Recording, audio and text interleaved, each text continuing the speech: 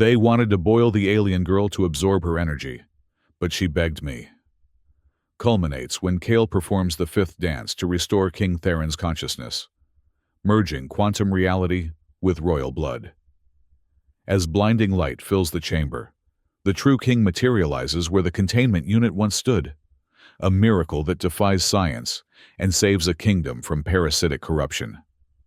Kale Arden lounged atop a rusted beam, his silhouette a lone sentinel against Carvas Fee's merciless twin suns. Below him sprawled the empty arena, once the crown jewel of the planet's infamous Spirit Forge gladiatorial games, now reduced to dust and crumbling stone. His sentient combat ring pulsed gently against his finger, a soft blue glow that contrasted with the harsh amber light bathing the desert world. "Quite the view from up here," he muttered, more to himself than to the ring. "All that history, all that blood, and now it's just quiet."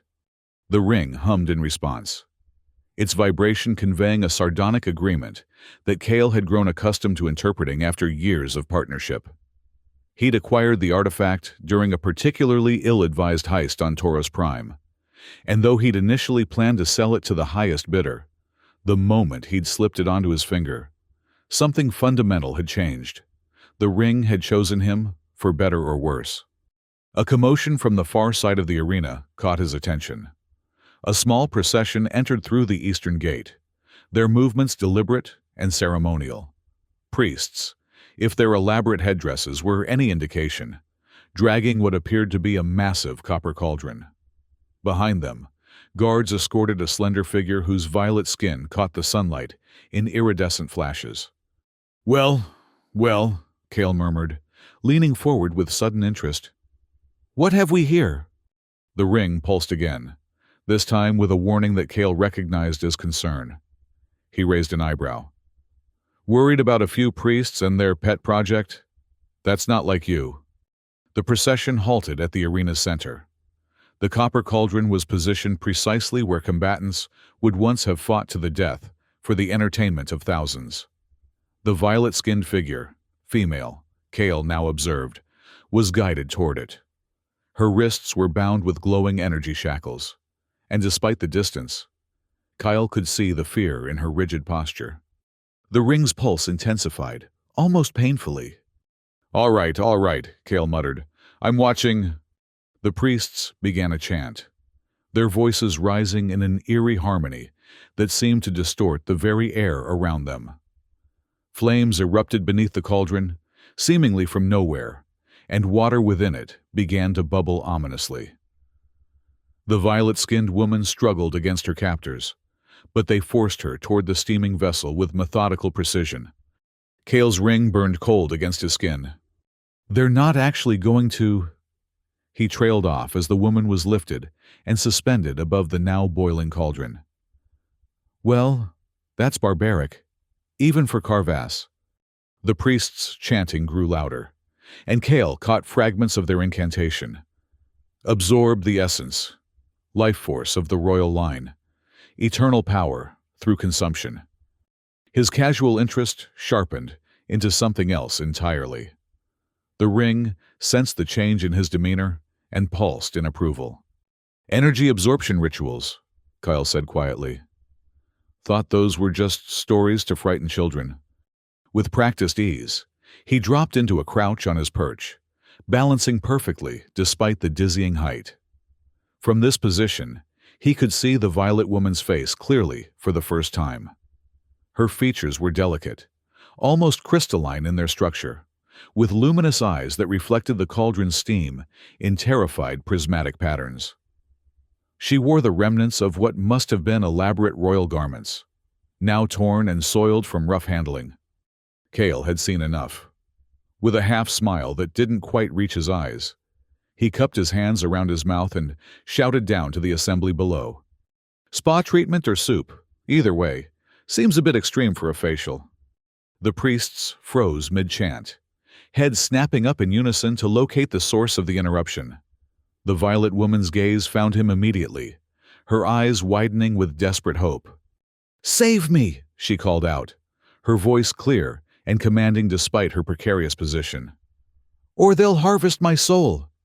Kale's ring vibrated with urgent intensity. Yeah, I'm going," he muttered to it.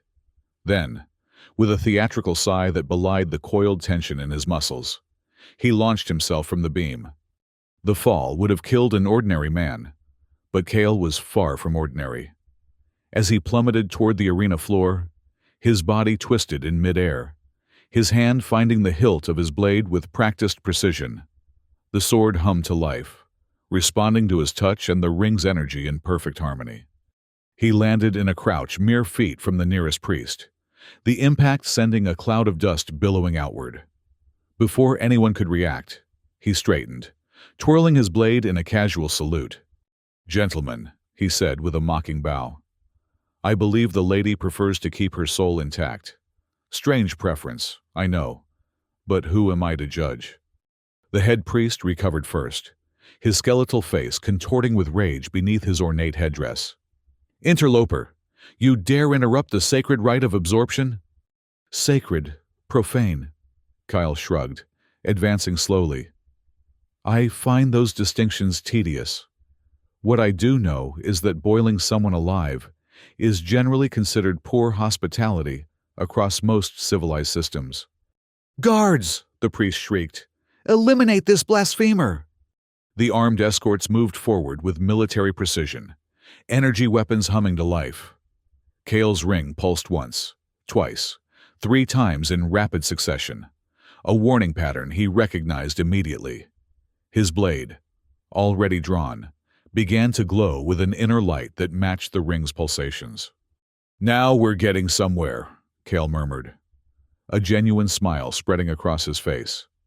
As the first guard fired, Kale's blade moved with impossible speed, intercepting the energy bolt and freezing it midair. The scalding droplet hung suspended for a heartbeat before Kale's second swing sent it hurtling back toward its source. The guard screamed as his own weapon's discharge hit him squarely in the chest, sending him flying backward into 2 of his companions. Kale didn't pause to watch them fall. He was already in motion, his blade carving intricate patterns through the air as he danced between attacks. This was the first dance of the Blade Symphony, a quantum-level sword art long thought extinct. Each movement predicted and countered his opponent's attacks with mathematical precision, turning their own energy against them in a devastating display of redirected force. Blood began to spray as his blade found flesh, creating a crimson cyclone around him that somehow never touched his own clothing. The Violet Woman watched in awe as her would-be executioners fell one by one, their sacred ritual transformed into a dance of death, with Kyle as its maestro. When the last guard crumpled, Kyle turned his attention to the priests. They huddled together, their earlier confidence evaporated in the face of his prowess. "The girl," Kyle said simply, extending his hand toward the suspended Violet Woman. "You cannot interfere," the head priest sputtered. "She is Princess Lyra of Vesh, and her essence is required for the continuation of our—" Kale's blade pressed against the man's throat, silencing him mid-sentence. "The girl," he repeated. Now, with trembling hands, the priests manipulated the controls that held Princess Lyra suspended. The energy shackles deactivated, and she dropped gracefully to the ground beside the still boiling cauldron. Without a moment's hesitation, she moved to Kale's side, putting as much distance as possible between herself and her captors. "Thank you," she said, her voice steady despite her ordeal. "I am in your debt." Kale nodded curtly, keeping his blade trained on the priests. "We can discuss terms once we're somewhere less ceremonial. Can you run?" "I am a daughter of the royal house of Vesh," Lyra replied with dignity. "We are trained from birth in all physical disciplines." "Wonderful," Kale said dryly, "because we're about to test those disciplines." As if on cue, alarms began to blare throughout the arena. In the distance, the whine of patrol drones grew steadily louder. "Time to go," Kale announced, grabbing Lyra's wrist and pulling her toward the nearest exit. They had barely taken 3 steps when the first drone appeared overhead, its targeting systems locking onto them with mechanical precision. Kale's blade moved in a fluid arc, slicing through the drone's underbelly and sending it crashing to the ground in a shower of sparks. "Change of plans," he said, glancing upward. "The ground route's compromised." Without further explanation, he wrapped an arm around Lyra's waist and launched them both toward a crumbling section of wall, using protruding stones as foothold. Kale scaled the vertical surface with impossible agility, Lyra clinging to his back as they ascended toward the arena's upper levels. "Are you insane?" she hissed in his ear. "Frequently," he replied cheerfully, hauling them over the edge and onto the abandoned spectator tier. "But my ring approves of this particular brand of madness." More drones appeared, their weapons charging with ominous whines. Kale pushed Lyra ahead of him. "Run along the outer rim! Don't stop for anything!" They sprinted across the ancient stone, dodging energy bolts that left smoking craters in their wake. The twin suns beat down mercilessly, turning the upper level into a sweltering furnace.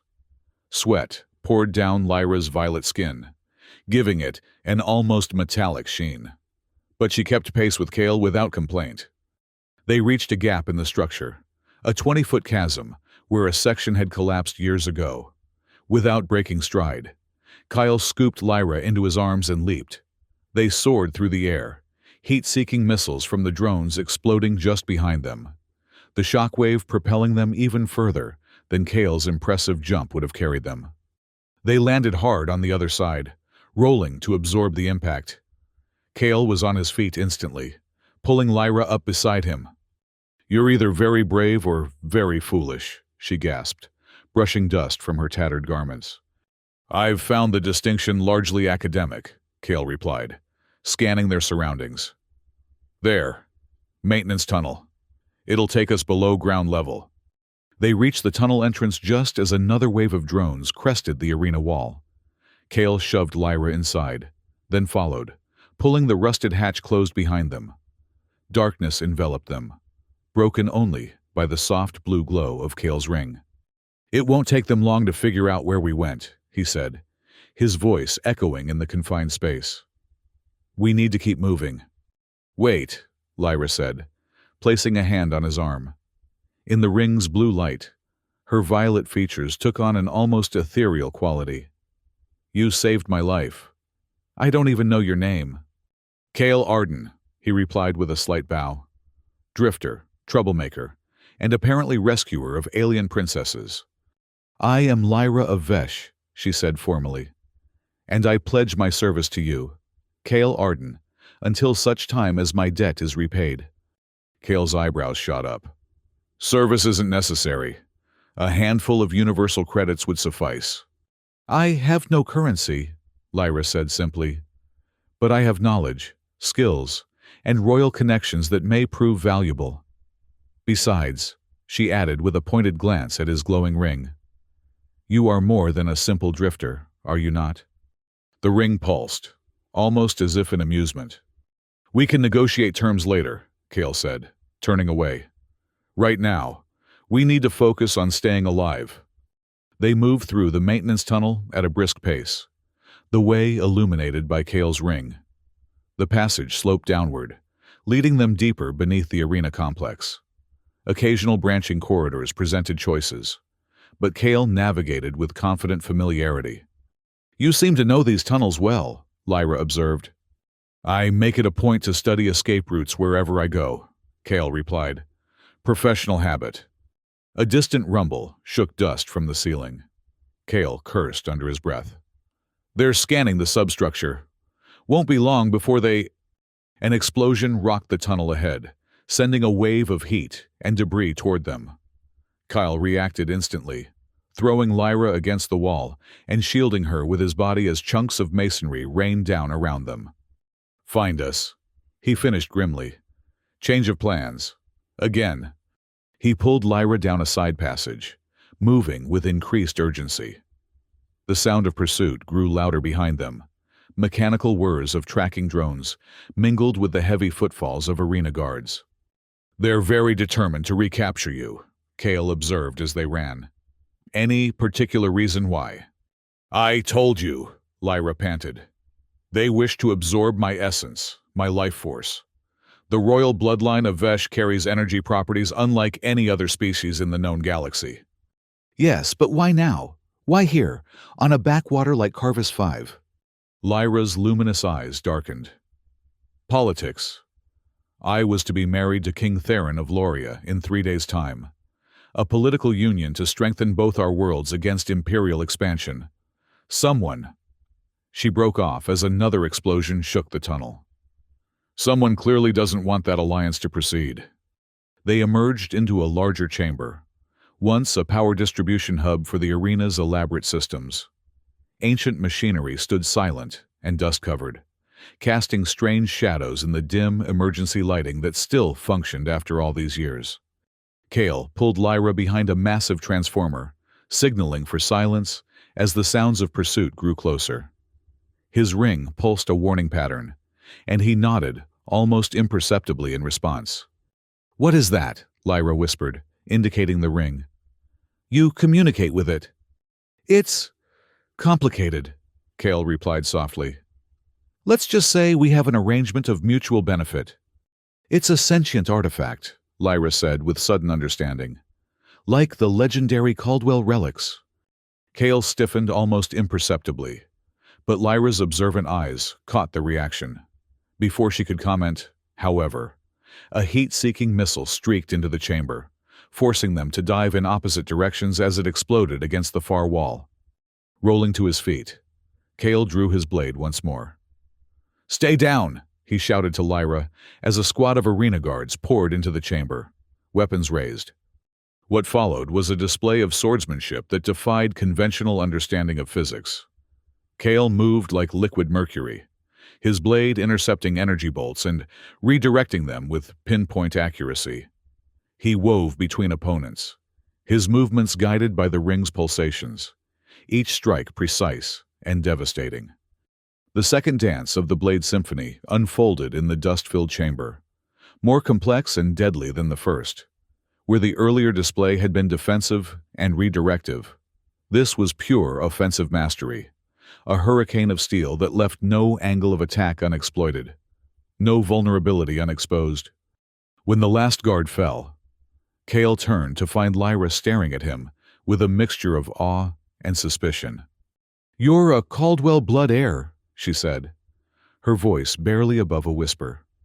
"Those fighting techniques, they're part of the Blade Symphony." Kale's expression hardened. "We need to keep moving." "The Caldwell line was thought extinct centuries ago," Lyra continued, ignoring his attempt to change the subject.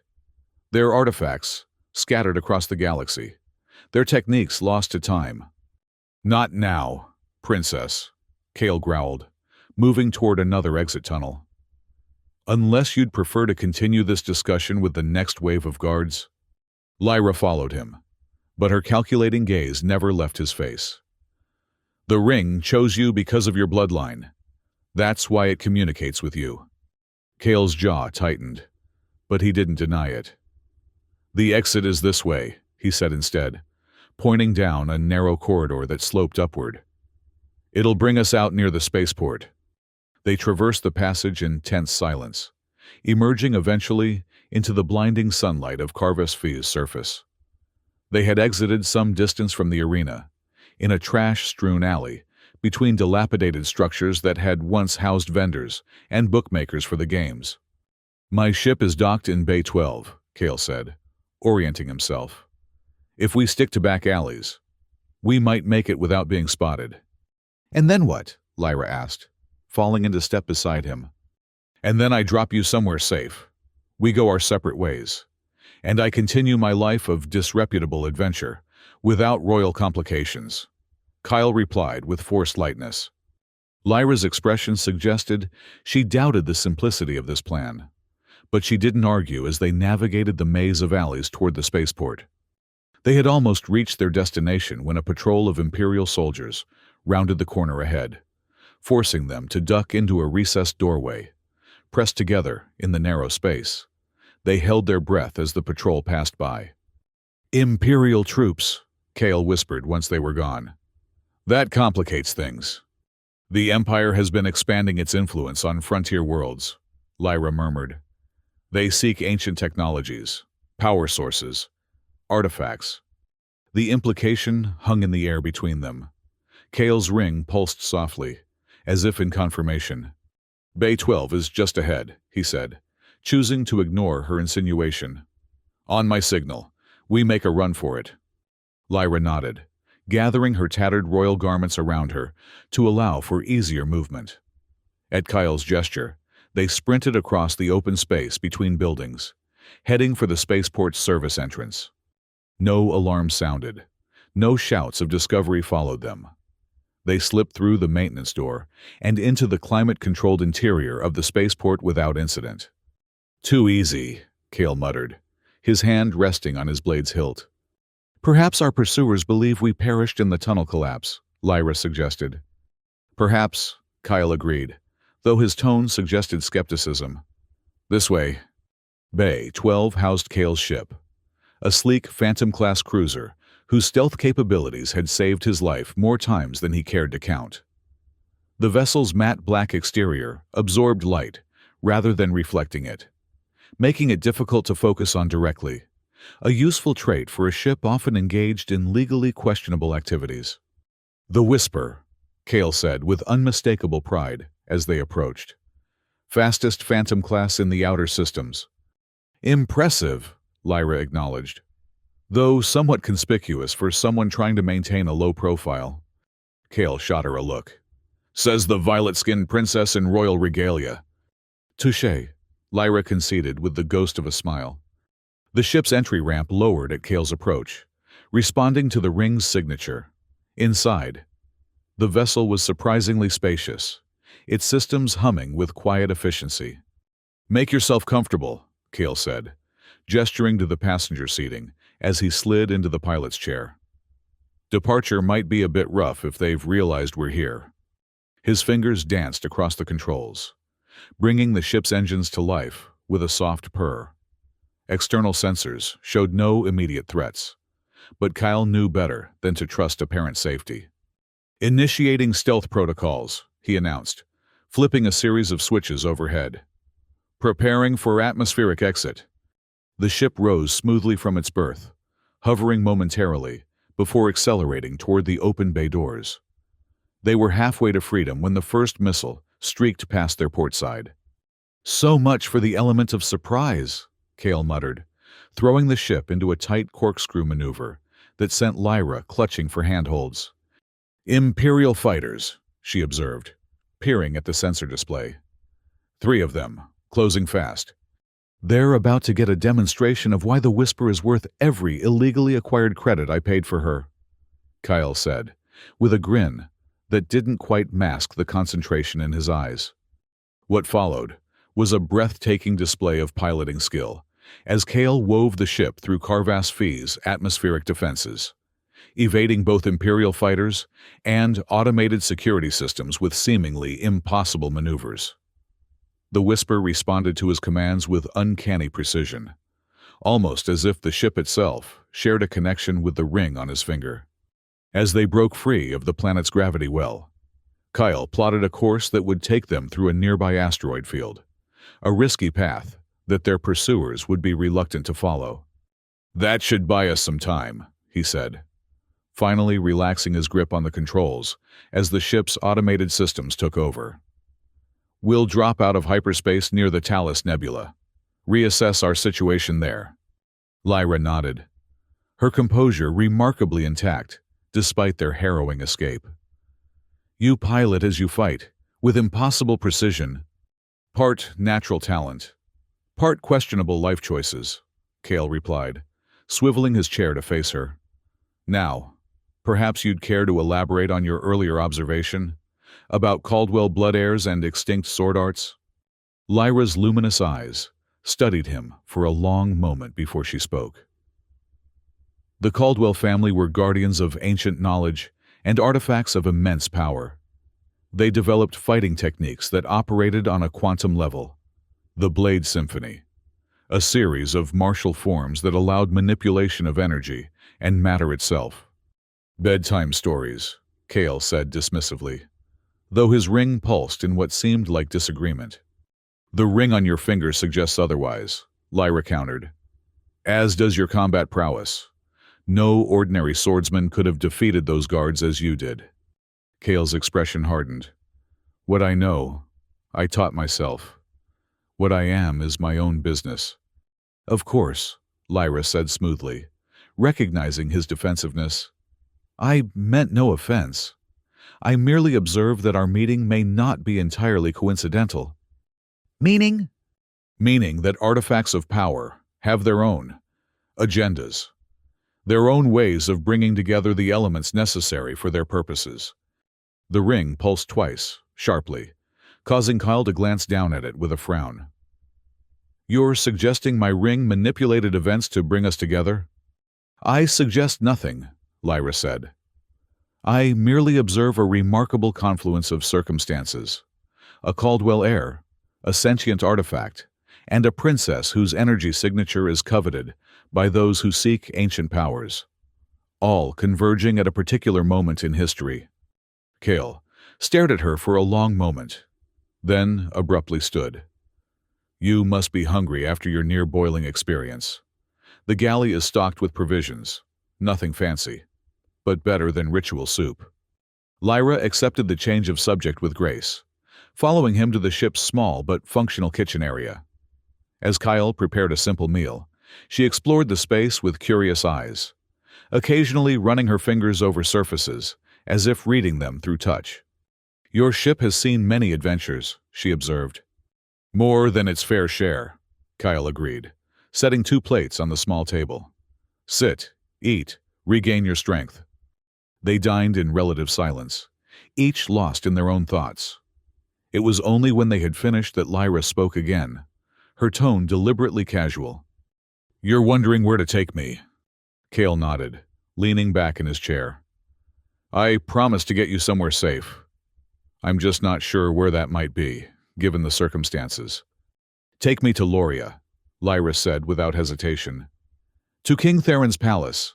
Our marriage alliance must proceed, if our worlds are to stand against imperial expansion. The same palace likely housing whoever arranged your abduction and ritualistic boiling." Kyle raised an eyebrow. "Forgive me if I question the wisdom of delivering you directly to your enemies." "King Theron is not my enemy," Lyra insisted. "Our union has been planned for years, with great care and mutual respect. If someone sought to prevent it, they likely acted without his knowledge." "Or he ordered it himself," Kale countered. "Politics makes for strange bedfellows, and even stranger assassination attempts." Lyra's expression hardened, her violet features taking on a regal severity that reminded Kale forcefully of her royal status. "I will not believe that without evidence. Theron's reputation is beyond reproach." "Everyone's reputation is beyond reproach until credits or power enter the equation," Kyle muttered, but he raised his hands in surrender at her glare. "Fine, Loria it is, but we do this my way, cautiously, with an escape plan ready at all times." Lyra's features softened. "Thank you. I understand your concerns, but I believe this is the right course." Kale returned to the cockpit, plotting a new course for the Lorian system. As the ship's computer calculated the hyperspace jump, he found himself studying Lyra's reflection in the view screen. There was something about her certainty, her unwavering faith in her alliance with King Theron, that unsettled him. His ring pulsed a pattern that he interpreted as agreement with his unease. "I know," he murmured to it. "But what choice do we have? We can't keep running forever." The jump to hyperspace was smooth, the stars elongating into streaks of light as the Whisper accelerated beyond conventional physics. Kale set the autopilot and returned to find Lyra examining a small collection of books he kept in the ship's lounge area. Actual physical volumes, a rarity in the digital age. "You read ancient texts," she observed without looking up. "Another unusual trait for a simple drifter." "I'm a man of varied interests," Kyle replied, dropping into a chair opposite her. "This one," Lyra said, holding up a leather-bound volume with faded gold lettering. Is a treatise on quantum entanglement and its applications in energy manipulation. Advanced theoretical physics disguised as philosophy. It passes the time during long jumps, Kyle said with deliberate nonchalance. Lyra replaced the book carefully and fixed him with a penetrating gaze. Will you tell me the truth about yourself, Cale Arden? Or shall we continue this dance of half-truths and deflections all the way to Loria? Cale's initial instinct was to deflect again, but something in her directness gave him pause. His ring pulsed once, softly, an encouragement he rarely ignored. The truth, he said slowly, is that I don't know much more than you do. Yes, the ring chose me. Yes, I've discovered abilities that seem to align with the legends of the Blade Symphony. But as for being a Caldwell blood heir, he shrugged. I was abandoned as an infant, raised in the lower levels of Tauros Prime, with no knowledge of my lineage. Yet the ring found you, Lyra pressed gently. I stole it, Cale corrected with a hint of his usual irreverence. From a private collection on Tauros. It was supposed to fund my retirement to some pleasant, out-of-the-way moon, where imperial entanglements are minimal. But it had other plans for you. Cale's smile turned rueful. From the moment I put it on, yes, it's been educating me, showing me techniques, guiding my movements in combat, sometimes in dreams, sometimes in the midst of battle. The first and second dances, Lyra said with understanding. You've mastered them already. Mastered is a generous term, Cale replied. I can perform them, yes, but much of the underlying theory remains obscure to me. Lyra leaned forward, her expression intense. The Blade Symphony consists of 7 distinct dances, each more complex and powerful than the last. According to legend, no Caldwell in recorded history ever mastered beyond the 5th. And what happens if someone does? Cale asked, genuinely curious despite himself. The legends vary, Lyra said. Some say the wielder ascends to a higher plane of existence. Others claim they gain the power to reshape reality itself. She paused, her voice dropping to almost a whisper. The most intriguing accounts suggest they become a conduit for the primal source, the fundamental creative energy of the universe. Cale's ring pulsed with an intensity he had never felt before, almost burning against his skin. He winced, flexing his fingers to ease the sensation. It seems your artifact has opinions on the matter, Lyra observed. It usually does, Kyle muttered, though rarely this forcefully. They lapsed into silence, each contemplating the implications of their conversation. Eventually, Kyle rose, stretching muscles still sore from the day's exertions. We should rest, he said. The jump to Loria will take approximately 14 standard hours. There's a guest cabin through there. He indicated a door off the main living area. Lyra nodded, rising gracefully. Thank you, Kyle Arden, for everything. Don't thank me yet, princess, he replied with a crooked smile. We're far from out of danger. As Lyra retired to the guest cabin, Cale remained in the lounge, his thoughts turbulent. He removed the ring, turning it over in his palm, studying the intricate patterns etched into its surface. In the ship's dim night cycle lighting, the symbols seemed to shift and flow like liquid metal. What are you planning? He asked it softly. What game are we playing here? The ring, separated from his finger, could not respond in its usual way. But as he stared at it, Cale could have sworn the patterns realigned themselves momentarily into a shape that resembled a 5-pointed star, the ancient symbol of the Caldwell family, according to legends he'd encountered in his reading. With a sigh, he slipped the ring back onto his finger, feeling the familiar cold burn as it settled into place. Whatever destiny the artifact had in mind for him, it seemed Lyra of Vesh was now inextricably part of it. Sleep came reluctantly that night, and when it did, Cale's dreams were filled with images of blazing swords, boiling cauldrons, and violet skin that glowed with inner light. Through it all, a phantom melody played, the song of a blade cutting through reality itself. He awoke hours later to the ship's proximity alert, signaling their approach to the Lorien system. Groggily, he made his way to the cockpit, finding Lyra already there, her posture tense as she studied the viewscreen. "Problem?" he asked, sliding into the pilot's seat. Imperial vessels, She replied, pointing to the sensor readings. A substantial presence for a supposedly independent system. Kale frowned as he assessed the data. Defensive positions around the main orbital stations. They're not just passing through. They've established a presence here. This is unexpected, Lyra admitted, her brow furrowing. Loria has maintained neutrality in Imperial affairs for generations. King Theron is a staunch advocate for independence. Policies change, Kale said grimly, adjusting their approach vector. Often with leadership.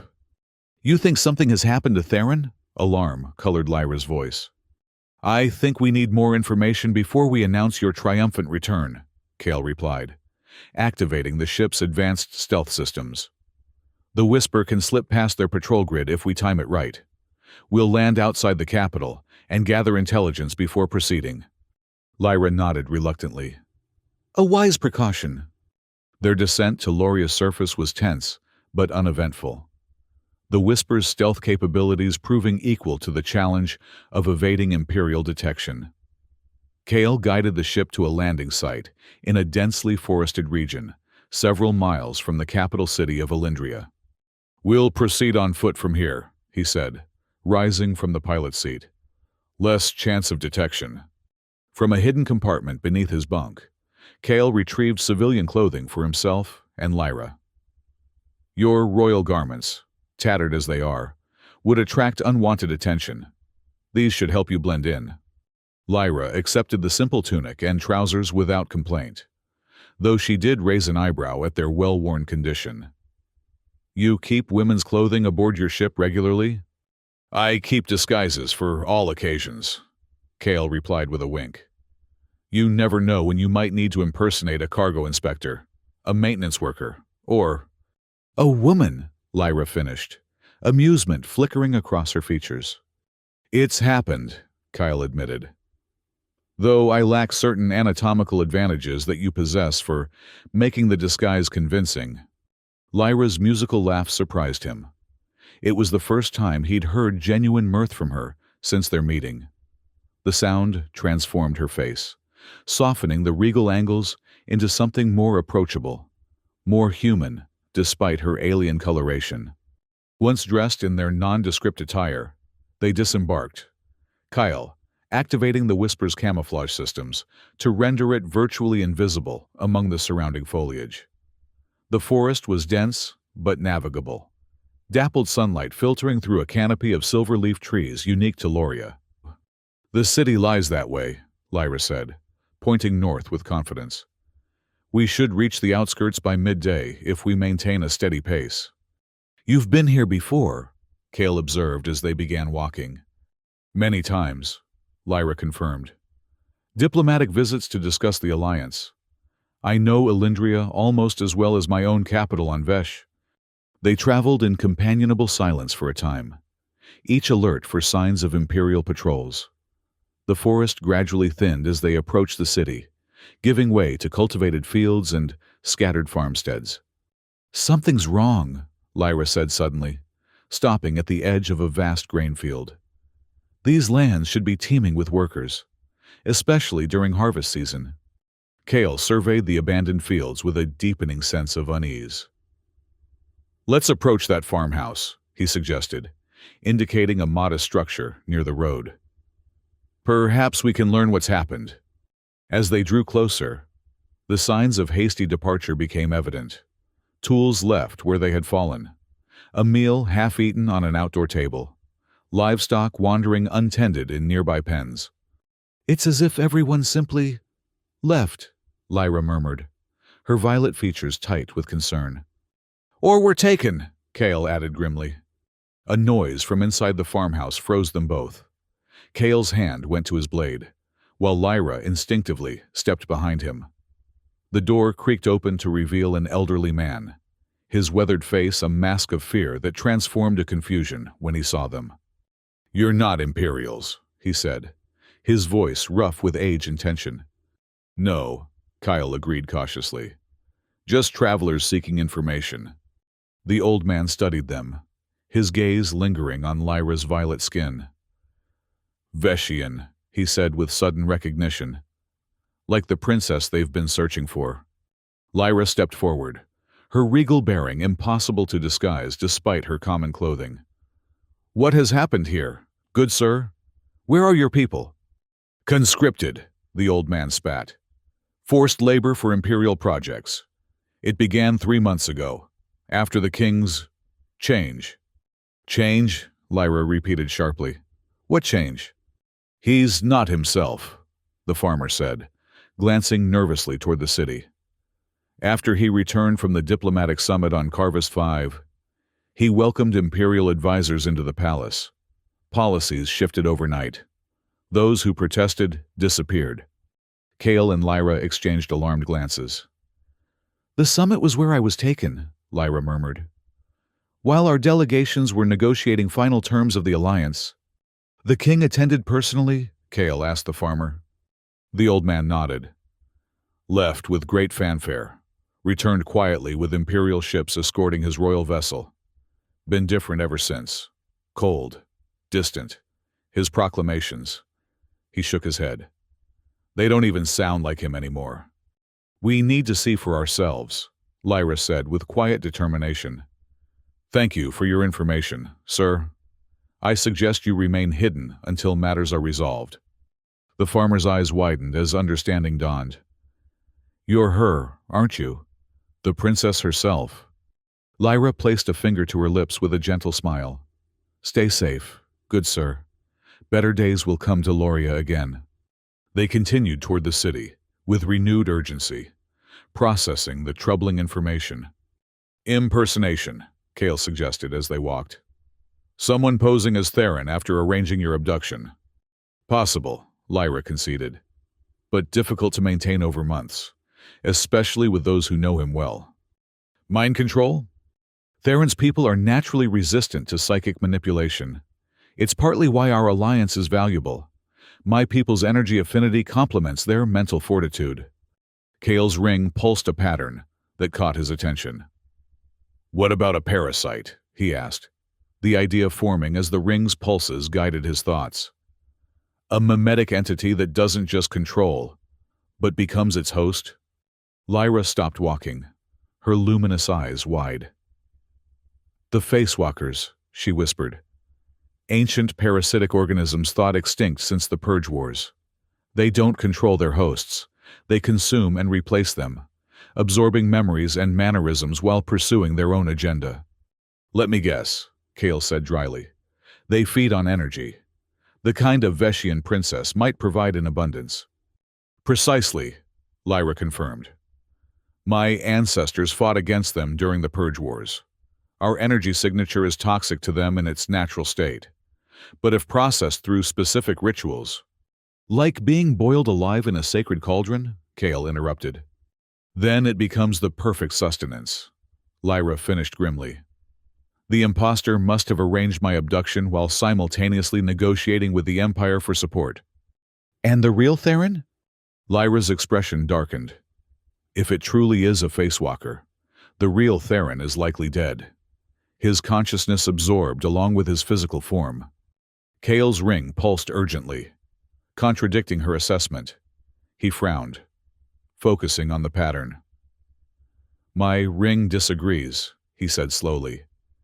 "It seems to think there's a possibility the original consciousness might still exist, suppressed rather than destroyed."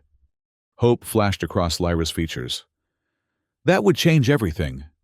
If Theron lives, even partially, there might be a way to restore him." They had reached the outskirts of Elindria by now, the city's towering silver spires rising majestically against the azure Lorian sky. Despite the beauty of the architecture, an atmosphere of oppression hung over the streets, Imperial troops patrolled in pairs. Citizens hurried about their business with downcast eyes.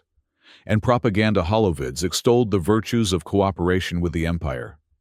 "The palace lies at the city's center," Lyra said, pulling a hood over her distinctive violet features. "But we can't simply walk in through the front gates." "No need," Kyle replied with a confidence that made Lyra glance at him sharply. "During my misspent youth, I made a thorough study of palace security systems across 17 systems. Professional interest." "You mean you were a thief?" Lyra translated. "I prefer acquisition specialist," Kyle corrected with a grin. "The point is, most royal residences share certain architectural vulnerabilities. We just need to find a service entrance or maintenance access point." They moved through the city with careful anonymity, avoiding direct contact with patrols and keeping to less traveled side streets. As they drew closer to the palace, security measures intensified. Checkpoints, retinal scanners, and heavily armed guards at every approach. "This is excessive," Lyra observed as they watched from the shelter of a merchant's abandoned stall. Theron always prided himself on accessibility to his people. "Another sign your king isn't himself," Cale murmured. His gaze tracked the movement patterns of the guards, noting their intervals and blind spots. "There, the waste management chute. It'll be automated, minimal security oversight." Lyra followed his pointing finger to a large pipe extending from the palace's lower levels. "You can't be serious." "Squeamish, princess?" Kyle teased. "I thought royal training included all physical disciplines." "It does," Lyra replied with dignity. "Including the discipline of finding better solutions than crawling through excrement." Cale chuckled. "Relax. It's a dry waste system. Paper, packaging, non-organic discards. Messy, but not biologically offensive." With timing calculated to exploit the guards' patrol patterns, they slipped across to the waste chute's external access panel. Cale's deft fingers made quick work of the simple lock, revealing a maintenance hatch large enough for them to squeeze through. "Ladies first," he offered with mock gallantry. Lyra's expression could have withered vegetation, but she gamely hoisted herself into the chute without further complaint. Kyle followed, pulling the hatch closed behind them. The passage was dark, dusty, and uncomfortably narrow, but mercifully free of foul odors. They crawled upward against the gentle slope, careful to move silently as they passed occasional grates that opened into palace rooms. "Service areas should be ahead," Kyle whispered, after several minutes of claustrophobic progress. "Less monitoring there." They emerged eventually into a large recycling room, where automated systems sorted and processed the palace's non-organic waste. After confirming the space was unoccupied, they slipped out into a service corridor, lined with supply closets and maintenance panels. "We need to reach the royal quarters," Lyra said, orienting herself. "Upper levels, East Wing. First, we need to look less like we just crawled through a waste chute," Cale pointed out, brushing dust from his clothing. "Staff uniforms would be ideal." A quick search of nearby storage rooms yielded maintenance coveralls that, while not perfect disguises, would allow them to move through service areas without immediate suspicion. Thus, attired, they made their way toward the palace's central lifts, Lyra guiding them based on her previous visits. "Remember," Cale cautioned as they approached more populated areas, "confidence is key. Act like you belong, and most people will assume you do." They passed several palace staff members who barely glanced at their maintenance uniforms, too preoccupied with their own duties to question their presence. It wasn't until they reached the security checkpoint before the upper levels that they encountered resistance. "Identification," demanded a bored-looking guard, holding out his hand expectantly. Cale stepped forward with casual authority. "Maintenance team for the environmental systems in the royal suite. Scheduled upgrade." He tapped the tool belt he'd appropriated from the storage room. "Should be on your list." The guard consulted his datapad with a frown. "I don't see any scheduled maintenance for the royal quarters today." Check again, Kale insisted. Authorization code Theta-97. It was added yesterday after the Emperor's envoy complained about the temperature regulation. The mention of the Emperor's representative caused a visible shift in the guard's demeanor, uncertainty, and a hint of fear. He rechecked his datapad, scrolling through multiple screens. I don't see it. But if the envoy requested it... He hesitated, clearly torn between procedural adherence and fear of displeasing imperial authority. Lyra stepped forward, her violet features arranged in an expression of impatient superiority. Perhaps you'd prefer to explain to the envoy personally why his quarters remain uncomfortable? I believe he's meeting with the king right now. The guard paled visibly.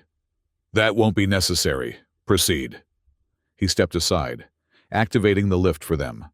Once inside, and ascending toward the royal level, Kale shot Lyra an impressed glance. Nice touch with the implied threat. Imperial hierarchies are predictable, she replied with a shrug. Fear flows downward from the top. The lift doors opened onto a sumptuously appointed corridor, lined with artwork and decorative armor. The approach to the royal apartments. 2 guards stood at attention outside massive doors at the corridor's end, their posture alert and professional in a way the lower-level security had not been.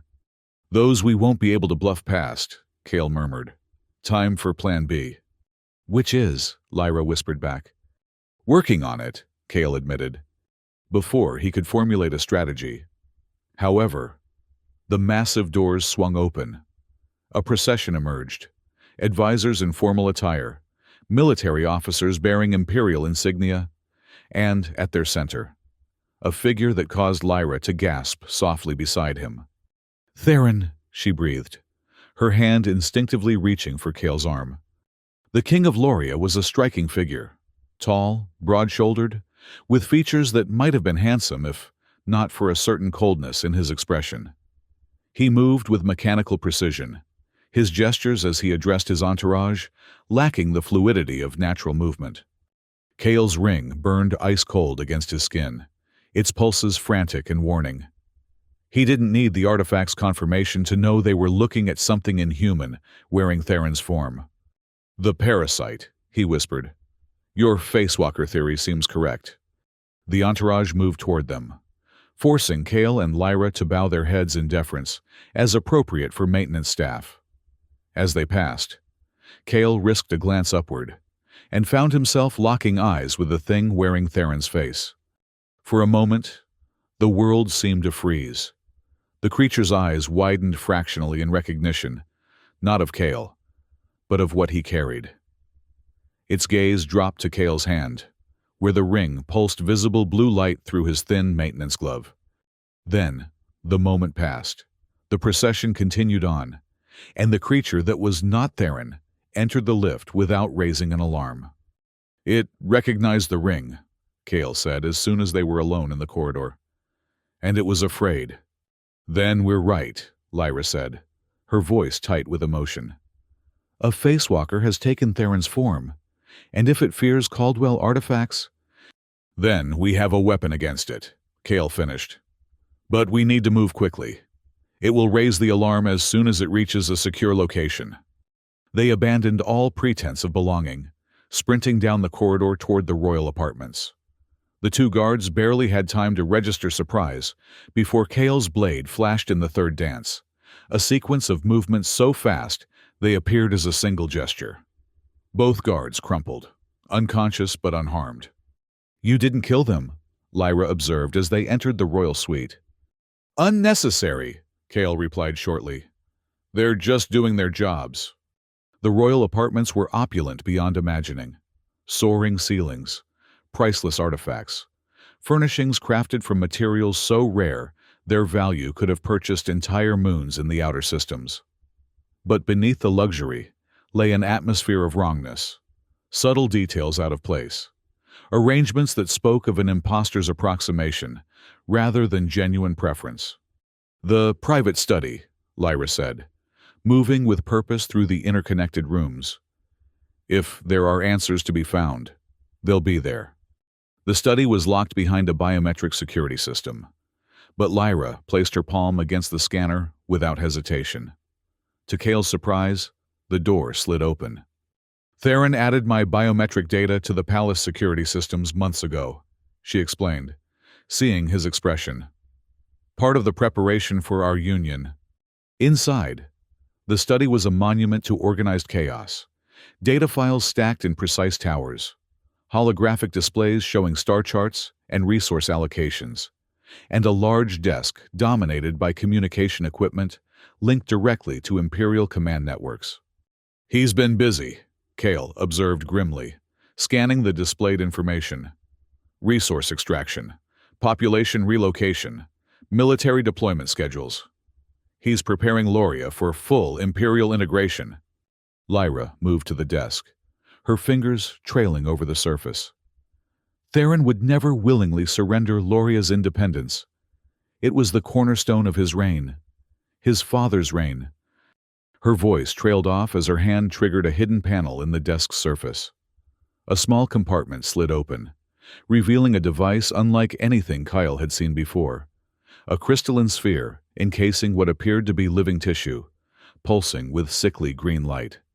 "A containment unit," Lyra whispered, horror evident in her voice. "For a harvested consciousness." Kale's ring blazed with sudden intensity, the blue light forming patterns across the surface of the containment unit.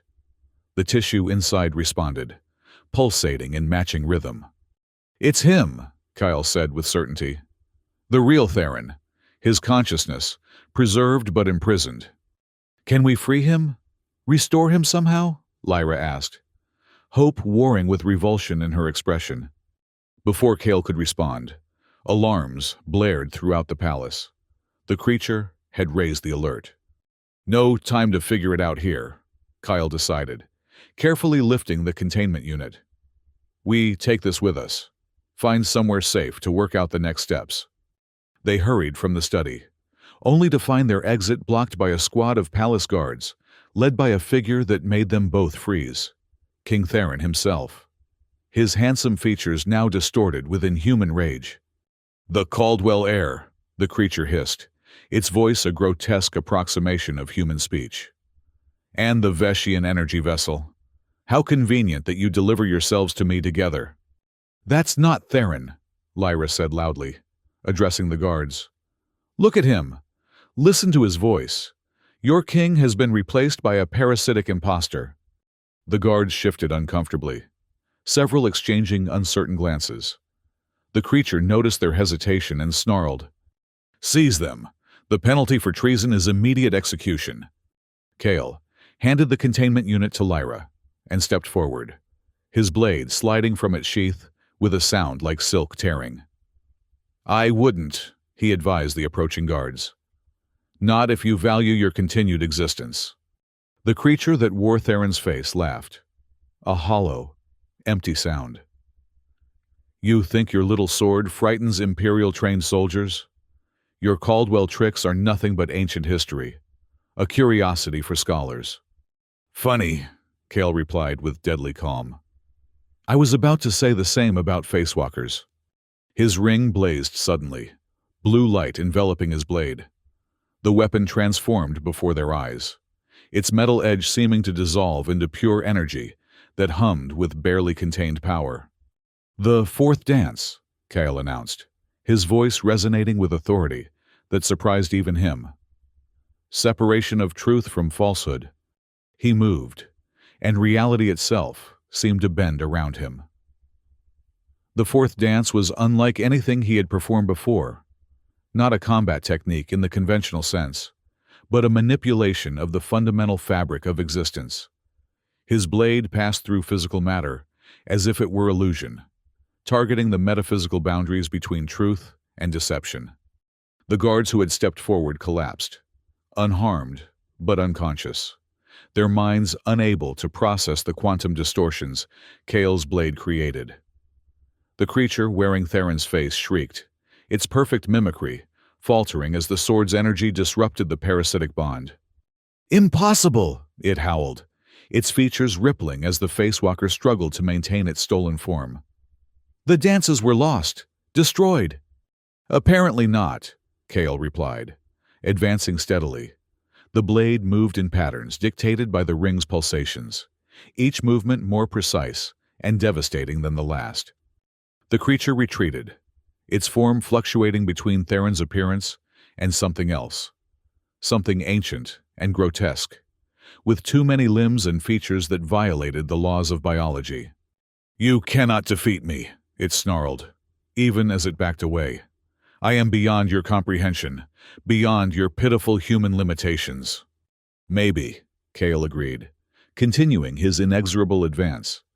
"But you're not beyond my blade." As the creature reached the balcony overlooking the palace's central courtyard, desperation overtook it. With a final shriek of defiance, it turned and leaped over the railing, its form shifting in midair to something bat-like and monstrous. Kyle rushed to the edge, watching as the creature soared toward the distant mountains. "It's escaping," he said grimly. "Let it," Lyra replied, still cradling the containment unit. "We have what matters most." They turned to find the remaining palace guards watching them with expressions ranging from confusion to awe. One officer stepped forward hesitantly.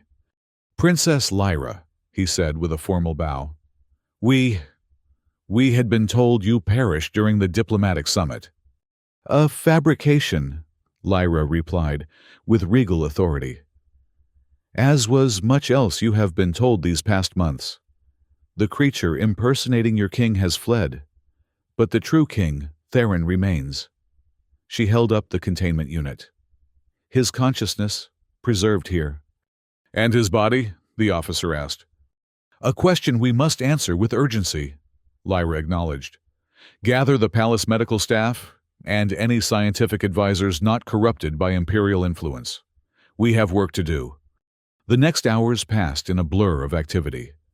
The containment unit was moved to the palace's advanced medical facility, where specialists studied it, with a mixture of fascination and horror. Kale remained at Lyra's side, his ring providing unexpected insights that he relayed to the assembled experts. The Facewalker preserved Theron's consciousness, rather than absorbing it completely. One scientist explained, after hours of analysis, "Unusual behavior for their kind, according to historical records." "It needed his memories, his mannerisms, to maintain the deception," Lyra suggested, "particularly for a ruler whose every gesture is scrutinized." "There's more," Kale said, his ring pulsing steadily as he held his hand near the containment unit. "It was preserving him for consumption, a delicacy to be savored later, when it had no further need of his knowledge." The scientist nodded grimly. "That aligns with our findings. The preservation field is designed to keep the consciousness intact, but passive, aware, but unable to communicate or resist." "Can he be restored?" Lyra asked, the question they had all been avoiding. A heavy silence fell over the medical chamber. Finally, the chief medical officer spoke.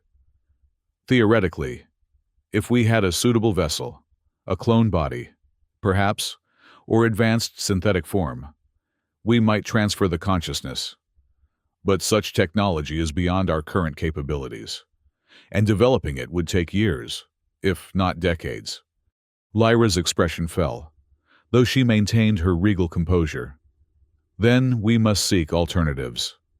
The outer systems, perhaps, or the ancient archives on Vesh." Kale's ring pulsed suddenly, a pattern so urgent that he gasped aloud. Images flooded his mind, not memories, but knowledge, techniques, possibilities he had never considered. "The fifth dance," he said, his voice distant even to his own ears. "Restoration of fragmented essence." All eyes turned to him. Lyra stepped closer, hope kindling in her luminous gaze. "Kale, what are you saying?" "The Blade Symphony isn't just combat techniques," Kyle explained. The knowledge unfolding within him as the ring continued its silent communication. It's a system for manipulating reality at its most fundamental level. The fifth dance specifically deals with restoring that which has been divided against its nature. "You believe you can restore King Theron using this Dance? The chief medical officer asked skeptically. Not alone, Kale admitted. I need something else. A focus for the dance's energy. A connection to Theron himself. Blood, Lyra said suddenly. Royal blood contains genetic memory, quantum entanglement patterns unique to each bloodline. If any of Theron's blood relatives survive. His cousin, the palace officer interjected. Duchess Karina. She escaped the purges by claiming illness and retreating to her country estate. She shares Theron's grandmother on the maternal line. Bring her, Kale commanded with an authority that surprised even himself. And clear this chamber of all equipment not bolted down. I'll need space. As the palace staff hurried to comply, Lyra drew Kale aside. Are you certain about this? She asked quietly. The fifth dance is reportedly the most difficult to master, the most dangerous to attempt. Not certain, no, Kale admitted. But the ring is. And after everything we've seen, he shrugged. What choice do we have? Hours later, the chamber had been transformed. The containment unit rested on a simple pedestal at the room's center, surrounded by a wide, empty space. Duchess Karina, a dignified woman whose features bore a striking resemblance to the true Theron, stood nervously nearby. Your blood will form the connection, Kale explained to her gently. Just a few drops, freely given. The dance will do the rest. If it means restoring my cousin and ending this nightmare, you may have every drop in my body, the Duchess replied, with quiet determination. Kale nodded, then turned to Lyra. Everyone else should leave. What happens next may be difficult to witness. I'm staying, Lyra said firmly. Whatever happens, we face it together. Kale knew better than to argue with that tone. He positioned the Duchess where her blood, once drawn, would fall in a precise pattern around the containment unit. Then he stepped back, drawing his blade. Ready? He asked them both. At their nods, he closed his eyes, allowing the ring's guidance to flow through him completely for the first time since acquiring it. The sensation was unlike anything he had experienced before, a surrender that was simultaneously an expansion, his consciousness extending beyond the boundaries of his physical form. The fifth dance began slowly, almost tentatively, as Kale's blade traced patterns in the air that seemed to leave glowing after images. Each movement built upon the last, creating a complex tapestry of energy that filled the chamber with soft blue light. The Duchess, following instructions Kale had given earlier, pricked her finger with the ceremonial dagger. Drops of royal blood fell to the floor around the containment unit, each landing with a soft hiss as it made contact with the energy field now pulsating throughout the room. Kale's movements accelerated, the blade becoming a blur of motion that defied visual tracking. The blood drops began to rise from the floor, suspended in the air around the containment unit, which had begun to pulse in rhythm with Kale's heartbeat. Words came unbidden to his lips, an ancient language he had never studied yet, suddenly understood perfectly. The oath of restoration, binding him to the outcome of the dance, whatever it might be. By blood and blade, by light and shadow, I call forth that which was divided. Return to wholeness, return to form, return to the path of your true nature. The containment unit shattered, the living tissue within floating free amidst the suspended blood drops. For a moment, nothing seemed to happen. Then, with a sound like reality itself, tearing at the seams, the chamber filled with blinding light. When vision returned, Kale found himself on his knees, his blade embedded in the floor before him, the ring pulsing weakly, as if exhausted. The containment unit was gone, as were the blood drops, and in their place...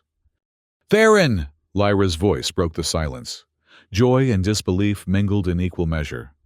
King Theron of Loria stood where the pedestal had been, naked and disoriented, but undeniably alive and whole. His eyes, confused at first, gradually focused on his surroundings. "Lyra," He said, his voice rough from disuse. "what? How?" The Duchess rushed forward with a blanket to cover her cousin's dignity. Lyra approached more slowly, tears streaming down her violet features. "You've been gone," she said softly, "but you've returned to us now." Cale remained on his knees, too drained to rise. The fifth dance had taken more from him than he had anticipated, the energy expenditure leaving him hollow and weak. But as he watched Lyra embrace the restored king, he found himself smiling despite his exhaustion. The ring pulsed once, weakly, as if in satisfaction. "You knew," Cale murmured to it. "You knew all along what we would find here." Another pulse, this one almost smug in its rhythm. Recovery took time. For Theron, for the kingdom of Loria, and for Cale himself. The king's restoration was hailed as a miracle across the system, his tale of parasitic usurpation and rescue spreading rapidly despite imperial attempts to suppress it. The occupying forces withdrew in the face of mounting public resistance, their hold on the planet having depended largely on the Facewalkers' authority. 2 weeks after the restoration, Cale found himself summoned to the royal vault, deep beneath the palace. Lyra met him at the entrance, her violet features arranged in an expression he had come to recognize as her attempt at concealing excitement. "The king wishes to thank you personally," she explained, as they descended the ornate spiral staircase into the vault's depths, "and to present you with something he believes rightfully belongs to you." Theron awaited them in the vault's central chamber. His strength mostly returned, though he still moved with the careful deliberation of someone reacquainting himself with his own body. Around him stood treasures beyond imagining, artifacts from 1,000 worlds, the accumulated wealth of generations of Lorian royalty. "Cale Arden," Theron said formally as they approached. "Savior of Loria, restorer of the throne, and last of the Caldwell line." Cale bowed, uncomfortable with the titles, but unwilling to disrespect the man he had worked so hard to restore. "Your Majesty." "I have had time to reflect on recent events," Theron continued, "and to consult our most ancient archives regarding the Caldwell family and their artifacts." He turned, lifting a small box from a nearby pedestal. "This has been in Lorian royal custody for over 3 centuries, awaiting the return of its rightful owner." He opened the box to reveal a pendant, a 5-pointed star crafted from metal that seemed to shift between silver and gold, depending on how the light struck it. At its center rested a gem that pulsed with the same blue energy as Cale's ring. "The Caldwell pendant," Theron said solemnly. "One of 7 artifacts created by your ancestors to channel and control the power of the Blade Symphony. It is said that when ring and pendant are united in the hands of a true-blood heir, wonders and terrors alike become possible." Cale stared at the pendant, feeling his ring grow warm against his skin in response to its proximity. I don't know what to say." "Say nothing," Theron replied with a smile, "but accept what is yours by right of blood and deed." As Kyle reached for the pendant, a drop of blood from a small cut on his hand, a remnant of their earlier escape, fell upon the metal surface. The pendant absorbed it instantly, flaring to brilliant life, with a pulse that matched the ring's exactly. "The awakening begins," Lyra breathed, watching as the pendant rose from its box of its own accord, floating to settle around Cale's neck, as if it had always belonged there. The moment the pendant touched his skin, Kyle gasped. Knowledge flooded his mind. Histories, techniques, secrets long thought lost to time. The ring and pendant synchronized, their energies flowing through him in patterns that reshaped his understanding of reality itself. "The primal source," he whispered, the words coming unbidden to his lips. "It stirs." Theron and Lyra exchanged concerned glances. "What do you mean?" Lyra asked gently. Cale's eyes refocused on them with effort, pulling his consciousness back from the visions that threatened to overwhelm him. The artifacts aren't just weapons or tools, he explained, struggling to translate the concepts now unfolding in his mind. They're keys, fragments of a lock that has contained something ancient and immeasurably powerful since the dawn of our galaxy. Contained it where? Theron asked, his expression grave. Kale gestured upward, not at the ceiling but beyond it, toward the stars themselves. Out there, beyond Loria's orbit. A prison of sorts, crafted by the first Caldwells to contain an entity they couldn't destroy, only imprison. And this entity is awakening? Lyra's voice held a note of dread. It always has been, Kale said softly. Dreaming, waiting, reaching out to influence events across millennia. The Facewalkers, the Imperials seeking ancient technologies, even the Ring finding its way to me, all part of its design to eventually secure release. Then the artifacts must be separated again, Theron decided. If together they risk freeing this entity. No, Kale interrupted, certainty filling him. Separation is what allowed its influence to spread unchecked in the first place. The artifacts were meant to be united, but in the hands of those trained to use them as containment, rather than keys.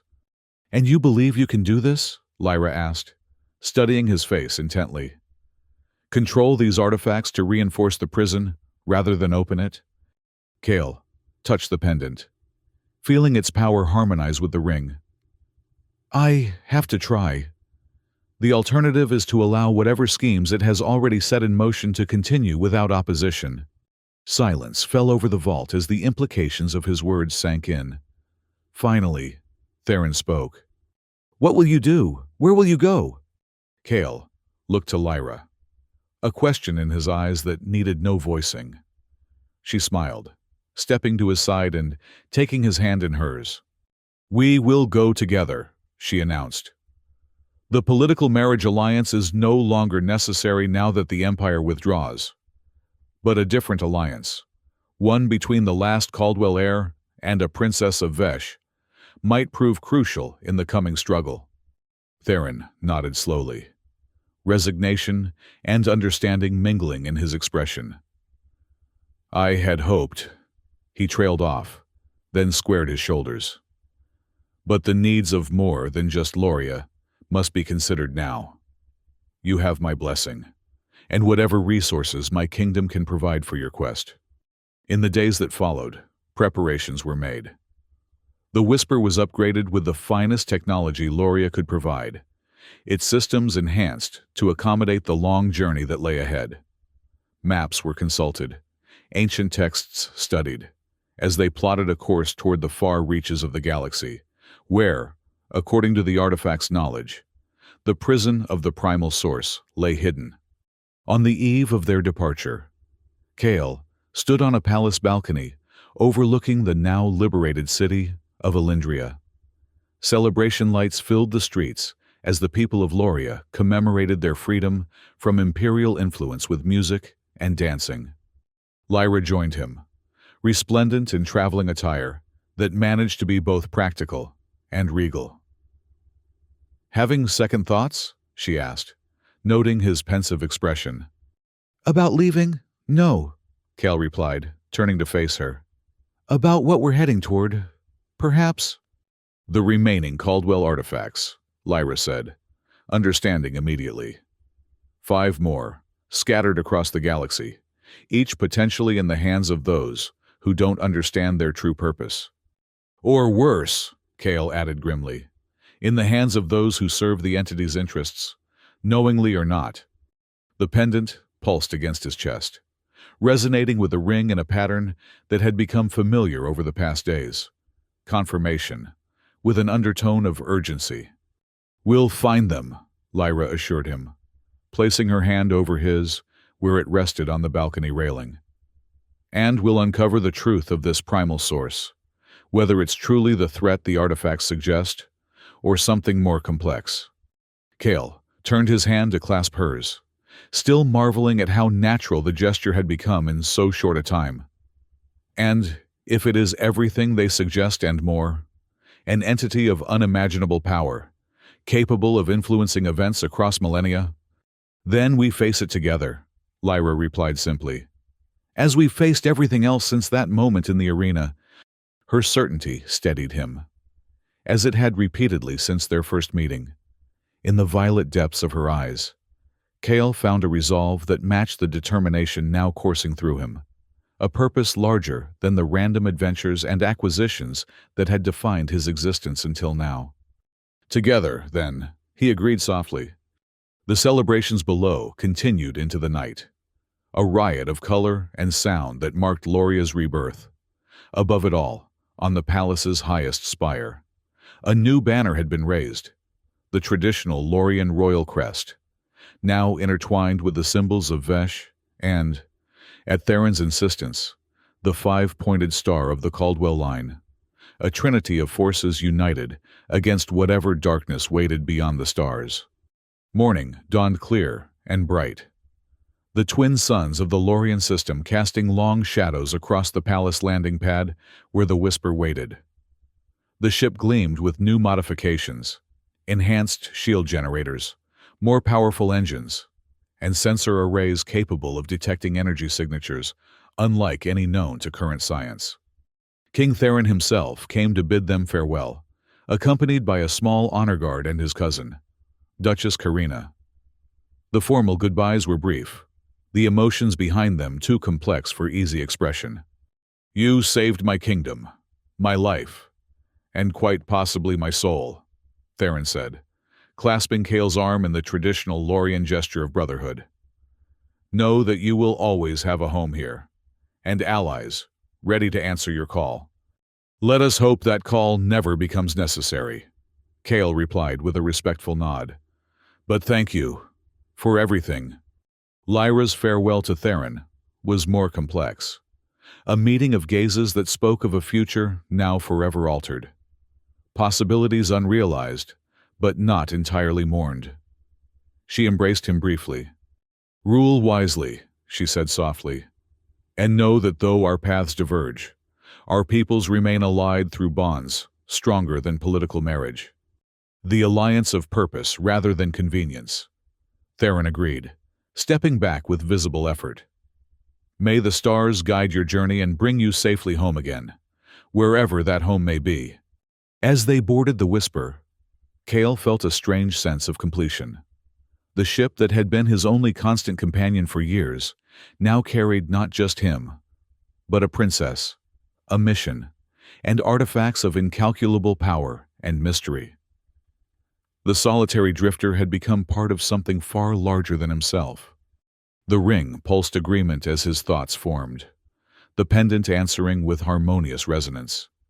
Together, they whispered knowledge into his consciousness, star charts overlaid with pulsating energy signatures, possible locations of the remaining artifacts, and at the galaxy's edge, a shadow that loomed larger with each passing moment. Lyra settled into the co-pilot's seat, as if she had always belonged there, her elegant fingers dancing across the controls with surprising competence. "Royal training included spacecraft operation?" Kale asked, with an amused lift of his eyebrow. "Among other things," she replied with a mysterious smile. "I may have neglected to mention certain aspects of Veshian education that extend beyond diplomatic protocol." The Whisper rose from the landing pad with graceful precision, accelerating through Loria's atmosphere toward the waiting stars. Below them, the city of Elindria dwindled to a gleaming point of light, then vanished as they broke free of the planet's gravity well. "Course?" Lyra asked, studying the navigation display. Kale closed his eyes, allowing the artifact's guidance to flow through him. A star map formed in his mind, routes and destinations highlighted with pulsing energy. "The Crimson Nebula," he said, opening his eyes. The third artifact, a gauntlet that once belonged to the Caldwell battle mages, was last recorded in the possession of a collector on Helios Prime, the nebula's central world. Lyra entered the coordinates with quick efficiency. "Helios Prime is known for its underground markets and questionable sovereignty. If someone wished to hide an artifact of power, it would be the perfect location," Kyle agreed. "Remote enough to avoid Imperial attention, lawless enough that questions aren't asked about provenance or purpose. The hyperdrive engaged with a familiar hum, stars elongating into streaks of light as the whisper accelerated beyond conventional physics. Cale leaned back in his seat, watching the hypnotic patterns of faster-than-light travel with a new appreciation for the vastness they represented. "How long to reach the nebula?" Lyra asked, checking the ship's calculations. 3 standard days, Cale replied.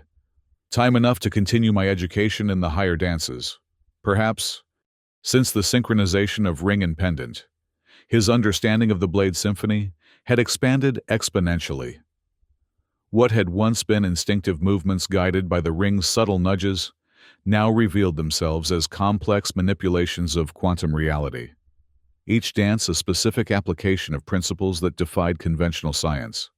"I would like to observe, if you permit it," Lyra said.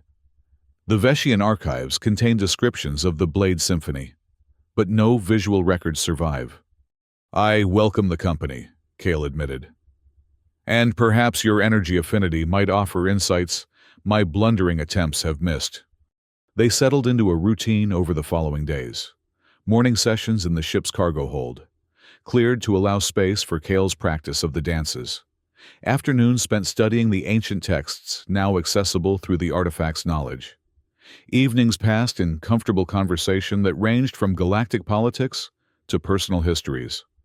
Cale learned of Lyra's childhood on Vesh, her early manifestation of energy abilities that marked her as special even among her energy-attuned species, and the isolation that came with royal destiny. In turn, he shared more of his own past than he had with anyone before. The orphan's life on Taurus Prime, the skills acquired through necessity rather than choice, the loneliness masked by cynical humor and constant movement. "We're more alike than different," Lyra observed on their final evening, before reaching Helios Prime.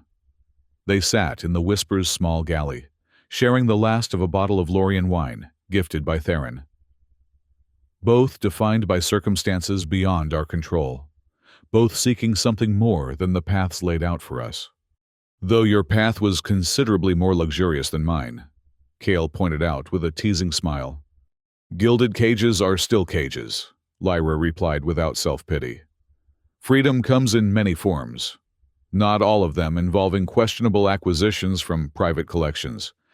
"Speaking of questionable acquisitions," Cale said, his expression growing more serious, "we should discuss our approach to Helios Prime. If the gauntlet is indeed there, retrieving it won't be as simple as walking into a shop and making a purchase." "No," Lyra agreed. "Artifacts of power are rarely displayed openly, even in places like Helios. We'll need information first. Who has it? Where it's kept? What security surrounds it?" "The collector's quarter would be our best starting point," Cale suggested, bringing up a holographic map of Helios Prime's capital city. "I've done business there before. Mostly legitimate," he added at Lyra's arched eyebrow. "There's a particular establishment, the Crimson Lotus, where information and rare items change hands with minimal questions." "And you're known there?" Lyra asked. "Known enough to get a meeting with someone who might help. Not so known that our arrival will trigger immediate suspicion." Cale studied the map thoughtfully. "We'll need disguises, though.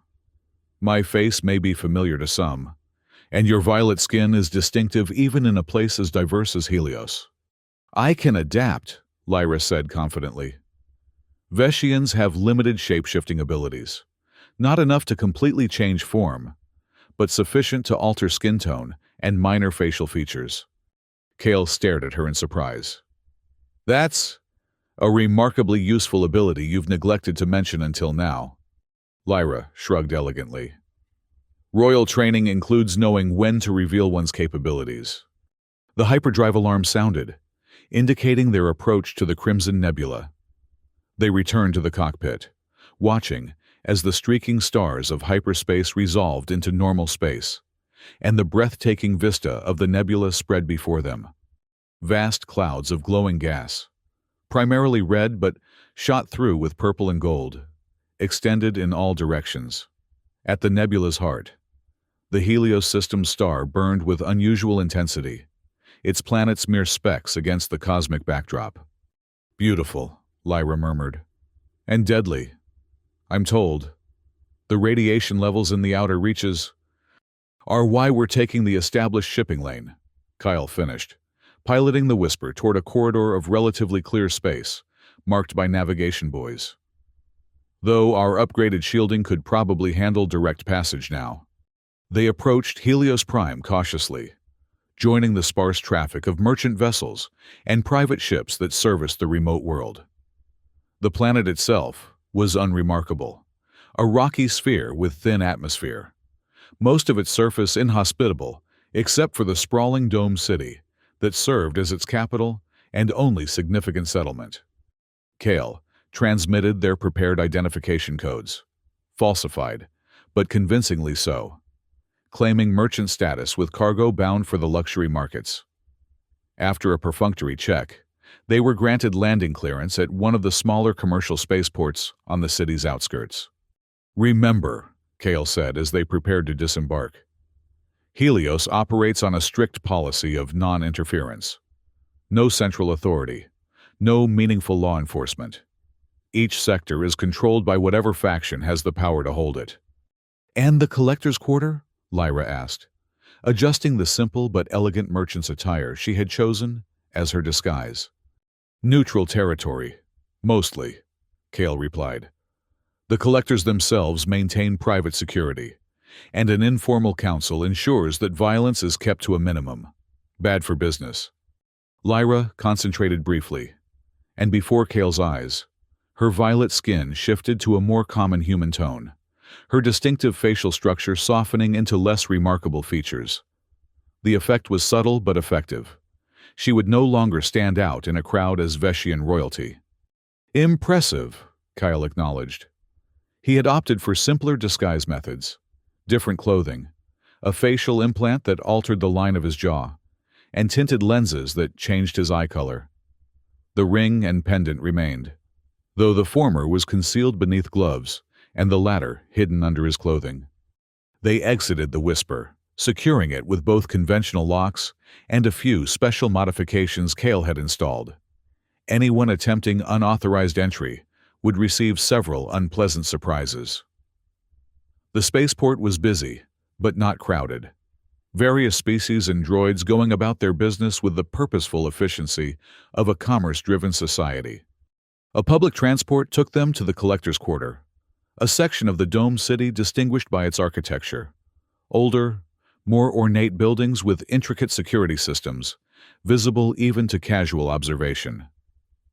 Here, wealth was displayed through subtle signifiers rather than ostentatious displays, and armed guards stood discreetly at many doorways.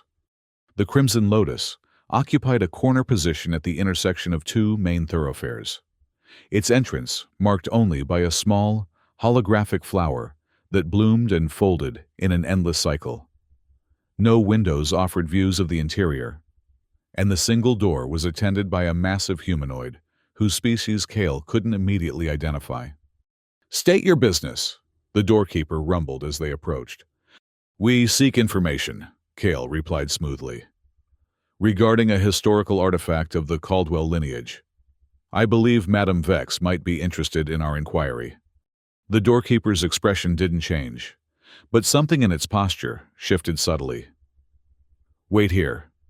It touched a communication device at its wrist, speaking briefly in a language Kale didn't recognize. After a moment, the door slid open. "You may enter. Madame Vex will see you in the private salon." The interior of the Crimson Lotus belied its nondescript exterior. Lush fabrics draped from ceiling to floor, creating intimate spaces within the larger room. Patrons of various species conversed in hushed tones over exotic beverages, the low lighting designed to accommodate a wide range of visual sensitivities. Soft music played from hidden speakers, just loud enough to ensure private conversations remained private. They were led through the main area to a door at the rear, which opened onto a smaller room furnished with comfortable seating and a single, large desk. Behind it sat a woman whose age was impossible to determine, her face unlined, yet somehow ancient, her silver hair elaborately styled, her eyes sharp with intelligence that transcended species or time. "Kyle Arden," she said, her voice a melodious contralto. "It has been some time since you graced my establishment, and with such interesting company." Her gaze shifted to Lyra, seeing through the shape-shifting with unsettling ease. "Madam Vex," Kyle acknowledged with a respectful inclination of his head. "Your perception remains unparalleled." "One does not survive in my profession without developing certain sensitivities." She gestured to the seats before her desk. "Please, be comfortable. What brings a man of your particular talents and a woman of her particular lineage to my humble establishment?" As they sat, Kale chose his words carefully. "We seek information about an artifact, specifically, a gauntlet once belonging to the Caldwell family. Our sources suggest it may have found its way to Helios Prime." Madame Vex's expression revealed nothing, but her fingers tapped a subtle pattern on her desk's surface. "The Caldwells," she mused. "An ancient name, largely forgotten except by scholars and—" Her gaze dropped briefly to Kale's gloved hand. "Those with specific interests." "Is the name familiar to you?" Lyra asked, her diplomatic training evident in her measured tone. "My dear, there is very little that passes through this nebula that is not familiar to me," Madame Vex replied with a thin smile. "The question is not whether I know of such an artifact, but rather what value such information might hold." "Name your price," Kale said directly. "Credits, information exchange, services rendered, within reason." Madame Vex leaned back in her chair, studying them both with calculated intensity. "What intrigues me is not what you might offer, but why you seek this particular item. The Caldwell Gauntlet is not merely a historical curiosity, is it?" The pendant beneath Kale's shirt grew warm against his skin. A warning he heeded. "Let's say it has both historical and personal significance." "Indeed." Madame Vex's smile widened fractionally. "Very well. Information for information. Tell me the true purpose of your quest, and I shall tell you where to find the gauntlet." Kale and Lyra exchanged glances, a silent communication passing between them. Finally, Kale nodded slightly. "The gauntlet is one of 7 Caldwell artifacts," Lyra explained, keeping her voice low. "Together, they form a system for containing an entity of immense power, the primal source, imprisoned beyond the galactic rim." "Ah," Madame Vex breathed, genuine interest lighting her ancient eyes. "The starbound god." "Yes, the legends speak of such a being, though most dismiss them as creation myths or allegorical teachings." "The legends have substance," Kale said, surprised by Vex's familiarity with the subject. "The entity is real, as is the prison constructed to contain it, but the artifacts were scattered and their purpose forgotten or misunderstood." "And now you seek to reunite them," Madame Vex concluded. "How many do you currently possess?" In answer, Kale removed his glove, revealing the ring. The pendant he left concealed, but Madame Vex nodded, as if she sensed its presence regardless. "2 of 7, she murmured. "A beginning, certainly." She tapped another pattern on her desk, and a holographic display sprang to life between them, showing a rotating image of an ornate metal gauntlet, its surface etched with symbols identical to those on Kale's ring. "The Caldwell Gauntlet," she announced. "Currently in the private collection of Syndicate Lord Dravos, whose estate lies in the eastern quarter of the city. He acquired it approximately 3 standard years ago from an Imperial archaeological expedition. Legitimately or otherwise remains a matter of speculation." "Is it secured?" Kale asked, studying the holographic image with intense focus. "Heavily," Madame Vex confirmed. "Dravos collects items of power and significance from across the galaxy. His security includes both technological measures and biological guardians specifically bred for the purpose." "Can it be purchased?" Lyra inquired. Madame Vex laughed softly. Everything has a price, my dear. But Dravos's price for the gauntlet would likely exceed the combined wealth of several mid-tier systems. He values it not for its historical significance, but for the energy it occasionally emits, energy he has been attempting to harness, with limited success. Kale's expression darkened. He's activating it? Experimenting, Madame Vex corrected. Without understanding. A dangerous combination, as I'm sure you appreciate. We need to retrieve it, Lyra said with quiet urgency, before his meddling causes unforeseen consequences. I assumed as much, Madame Vex replied dryly. Which is why I've taken the liberty of preparing this. She slid a data crystal across the desk. Schematics of Dravos's estate, security protocols, patrol schedules, and the specific location of the gauntlet within his collection vault. Kale took the crystal with surprise. This is comprehensive. May I ask why you're being so helpful? Madame Vex's expression became solemn. I have walked many paths across many worlds. Kyle Arden. I have seen empires rise and fall, and watched the stars themselves shift in their courses. If the legends of the primal source contain even a fraction of truth, then its awakening concerns all sentient life, not merely those who carry Caldwell blood. She rose, indicating their meeting had reached its conclusion.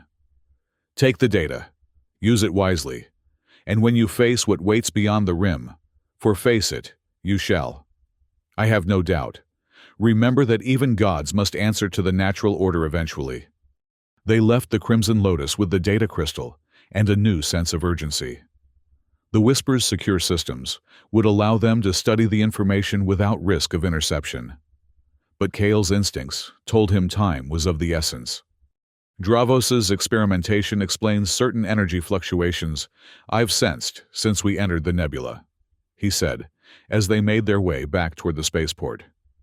The gauntlet is responding to the ring and pendant, even at this distance, and alerting the entity to its potential freedom, Lyra added grimly. We need to move quickly. They were passing through a less populated section of the collector's quarter when Kale suddenly stiffened, his ring pulsing a warning against his skin. Without breaking stride, he murmured, We're being followed. 2 individuals, maintaining distance but matching our pace precisely. Lyra didn't turn to look. Imperial agents? Possibly. Or Dravos's security, if Madame Vex's information network extends in both directions. Options? Kale considered their position. Next intersection. We split up. You continue toward the spaceport. I'll create a diversion and meet you at the ship. And if they follow me instead of you? Lyra asked, reasonable concern in her voice. A slight smile curved Kale's lips. Show them why the royal training of Vesh includes more than diplomatic protocol. They reached the intersection, and with a casual nod to each other, separated, Lyra continuing straight, while Kale turned down a narrower side street. As expected, their pursuers split as well, one following each of them. Kale led his shadow deeper into the maze of smaller alleys that characterized this section of the city, deliberately choosing paths that grew progressively less populated. When he rounded a corner into a dead-end service corridor, he stopped and turned, waiting. The man who appeared moments later was unremarkable in appearance, the kind of face that would blend into any crowd, wearing nondescript clothing that revealed nothing of his allegiance or purpose. Only his eyes betrayed him, cold, calculating, and utterly without compassion. Quite the chase, Kale remarked conversationally, though your technique needs work. Next time, vary your pace more naturally. The man didn't respond verbally. Instead, his hand moved to his side, drawing a weapon that Kyle recognized with a chill, an Imperial neural disruptor, designed to incapacitate without leaving external marks. Perfect for quiet abductions. Let me guess, Kale continued, subtly shifting his stance in preparation.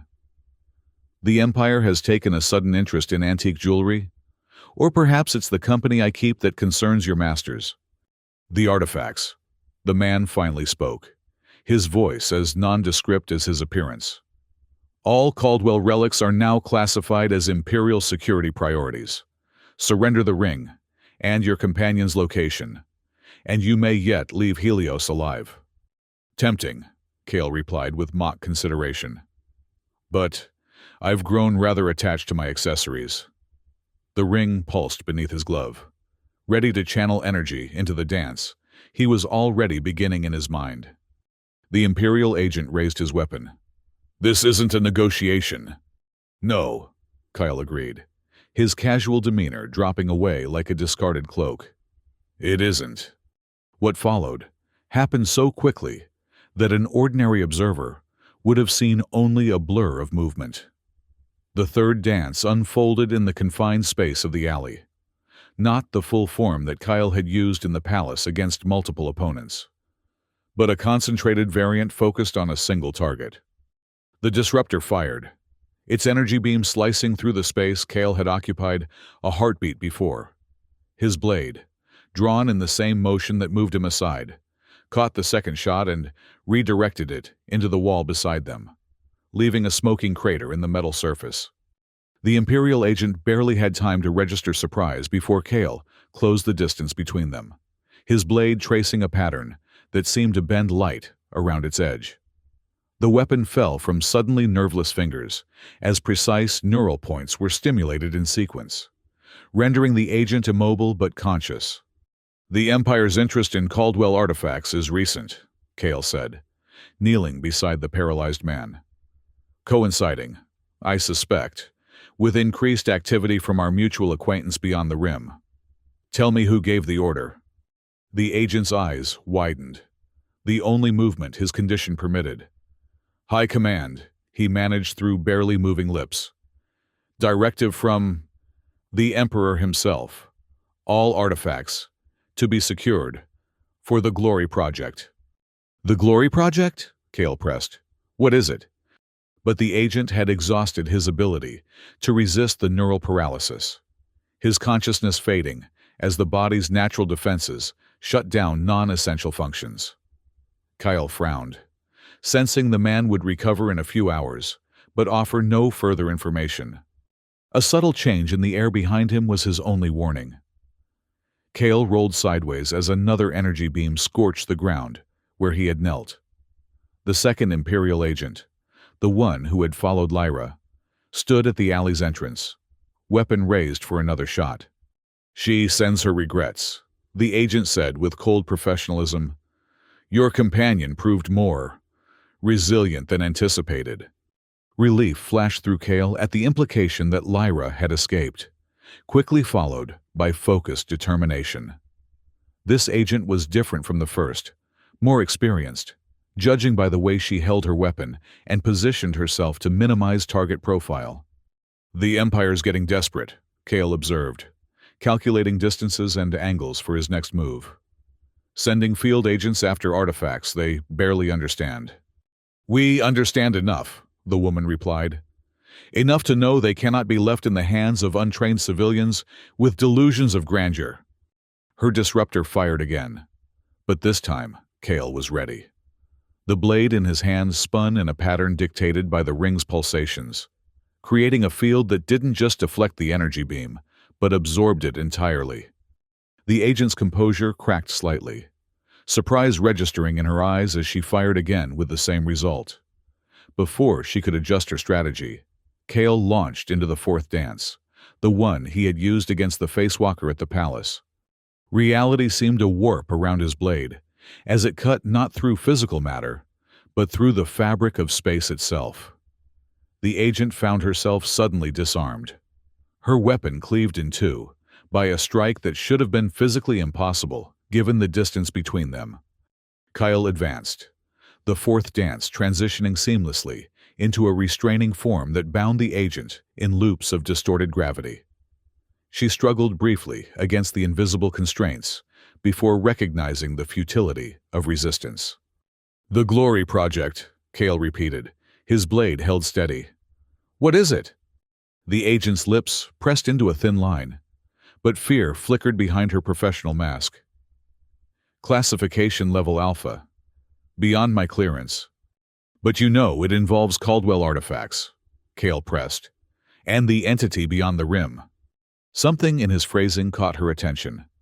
Entity? She repeated, genuine confusion in her tone. The project concerns energy sources, not entities. Clean energy to power imperial expansion for millennia. Kale's eyes narrowed, sensing truth in her response. Or at least, truth as she understood it. Your emperor has been misled, he said quietly. The energy he seeks comes with a price he cannot comprehend. Imperial science can contain and control any power source, the agent insisted, with the conviction of the indoctrinated. The Glory Project will elevate humanity to its rightful place among the stars. If by elevate you mean sacrifice as fuel for something ancient and hungry, then yes, I suppose it will. Kale sighed, recognizing further questioning would be fruitless. The agent knew only what she had been told. Propaganda disguising apocalyptic ambition as progress. With a precise movement, guided by the ring, he touched his blade to a specific point near her temple. The agent's eyes rolled back as consciousness fled, her body collapsing as the gravitational restraints dissipated. Kale wasted no time, sprinting toward the spaceport through back alleys and service corridors. The pendant thrummed against his chest, guiding his path to avoid further Imperial presence in the city. His concern for Lyra drove him forward at a pace that would have exhausted an ordinary man, the ring enhancing his endurance beyond normal human limitations. He reached the Whisper to find the entry ramp already lowered, the ship's systems humming in pre-launch preparation. Inside, Lyra sat at the controls, her shape-shifting disguise abandoned in favor of her natural violet appearance. A darkening bruise marked her cheekbone, but otherwise she seemed unharmed.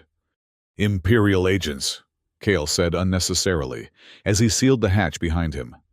Yes, Lyra agreed, her fingers dancing across the launch sequence. Mine was particularly persistent. I was forced to demonstrate why Veshian diplomatic training includes advanced combat techniques. We need to move quickly.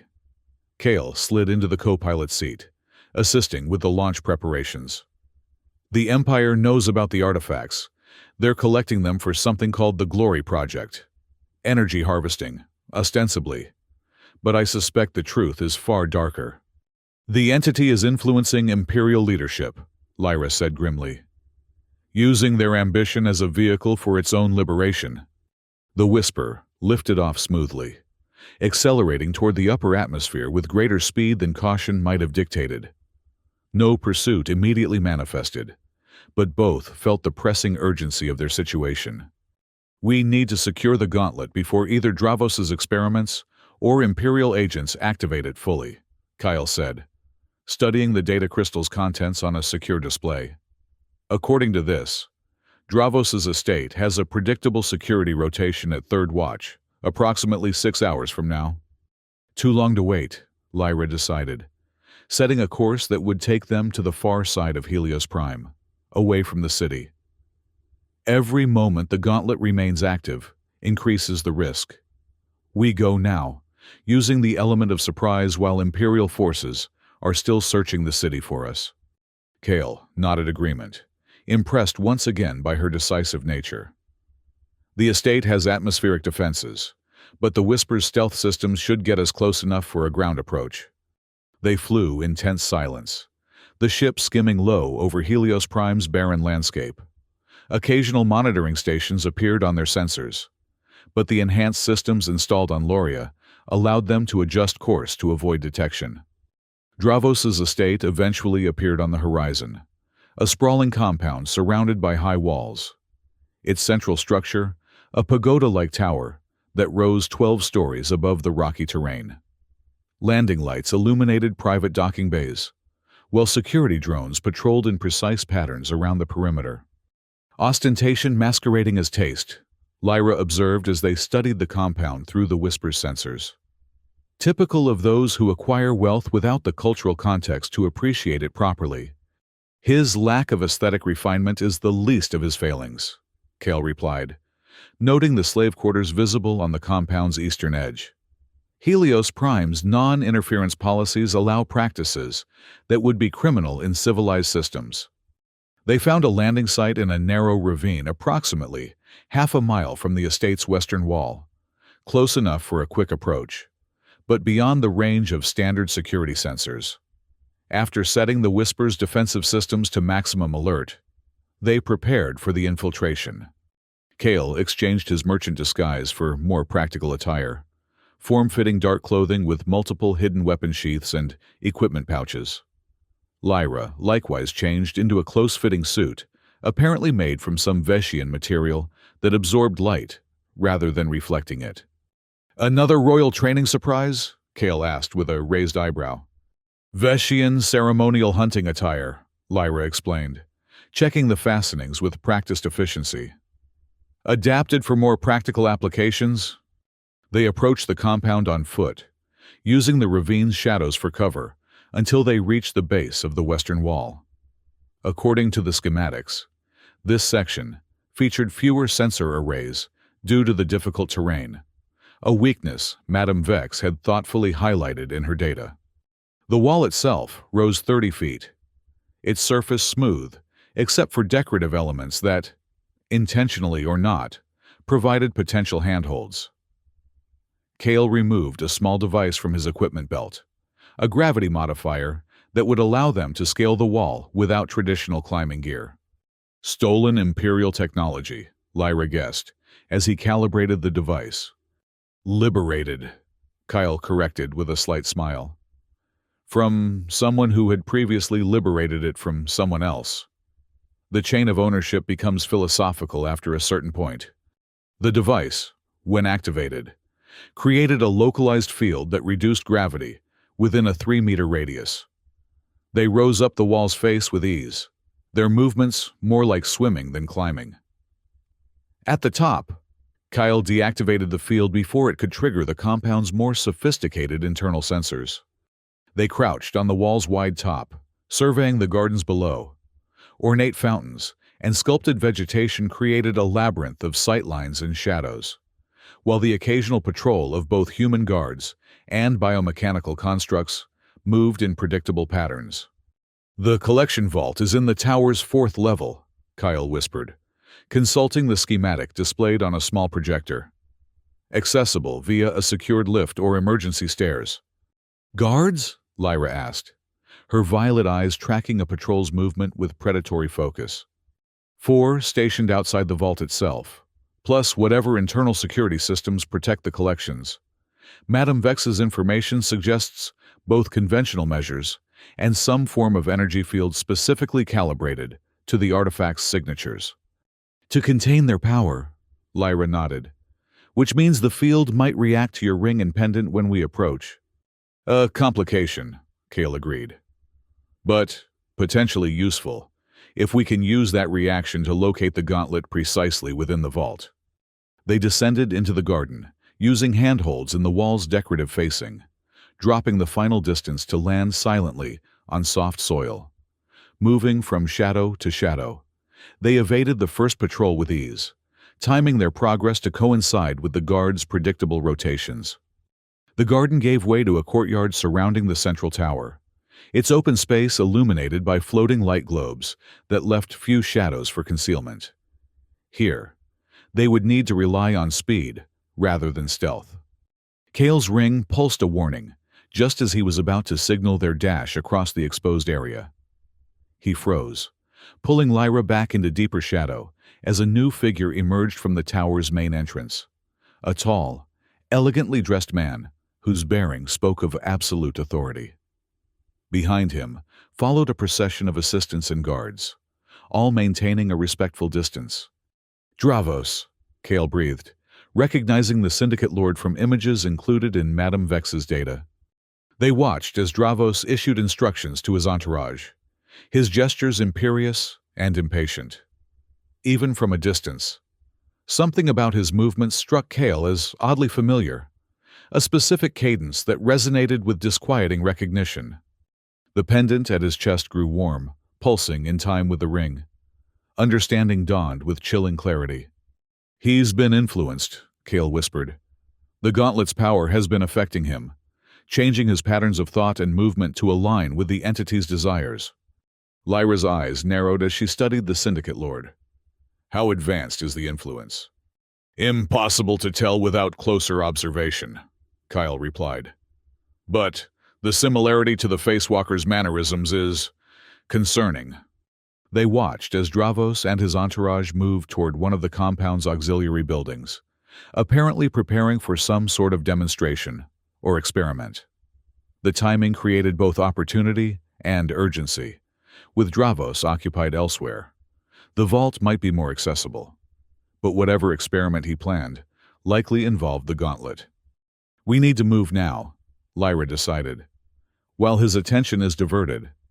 With timing honed by their respective trainings, they crossed the courtyard during a brief interval between patrol passes. The tower's service entrance, as indicated in the schematics, was secured by a standard biometric lock, advanced by most standards, but susceptible to the bypass module Kale extracted from another equipment pouch. 8 seconds, he murmured as he applied the device to the lock's interface. The door slid open with a soft hiss, admitting them to a utility corridor used by the estate's maintenance staff and servant population. Unlike the opulent exterior, these passages were strictly functional: unadorned walls, practical lighting, and clear directional markers for the various service areas. They followed the corridor toward the central lift shaft, encountering only 2 staff members who, upon seeing their confident stride and Kale's subtle hand gesture suggesting authorized access, merely nodded respectfully and continued their duties. The power of belonging, Kale commented softly as they reached the service lift. Act as if you have every right to be somewhere, and most people's brains fill in the authorization for you. A technique familiar to both thieves and royalty, Lyra observed with amusement, though I suspect it works better for some appearances than others.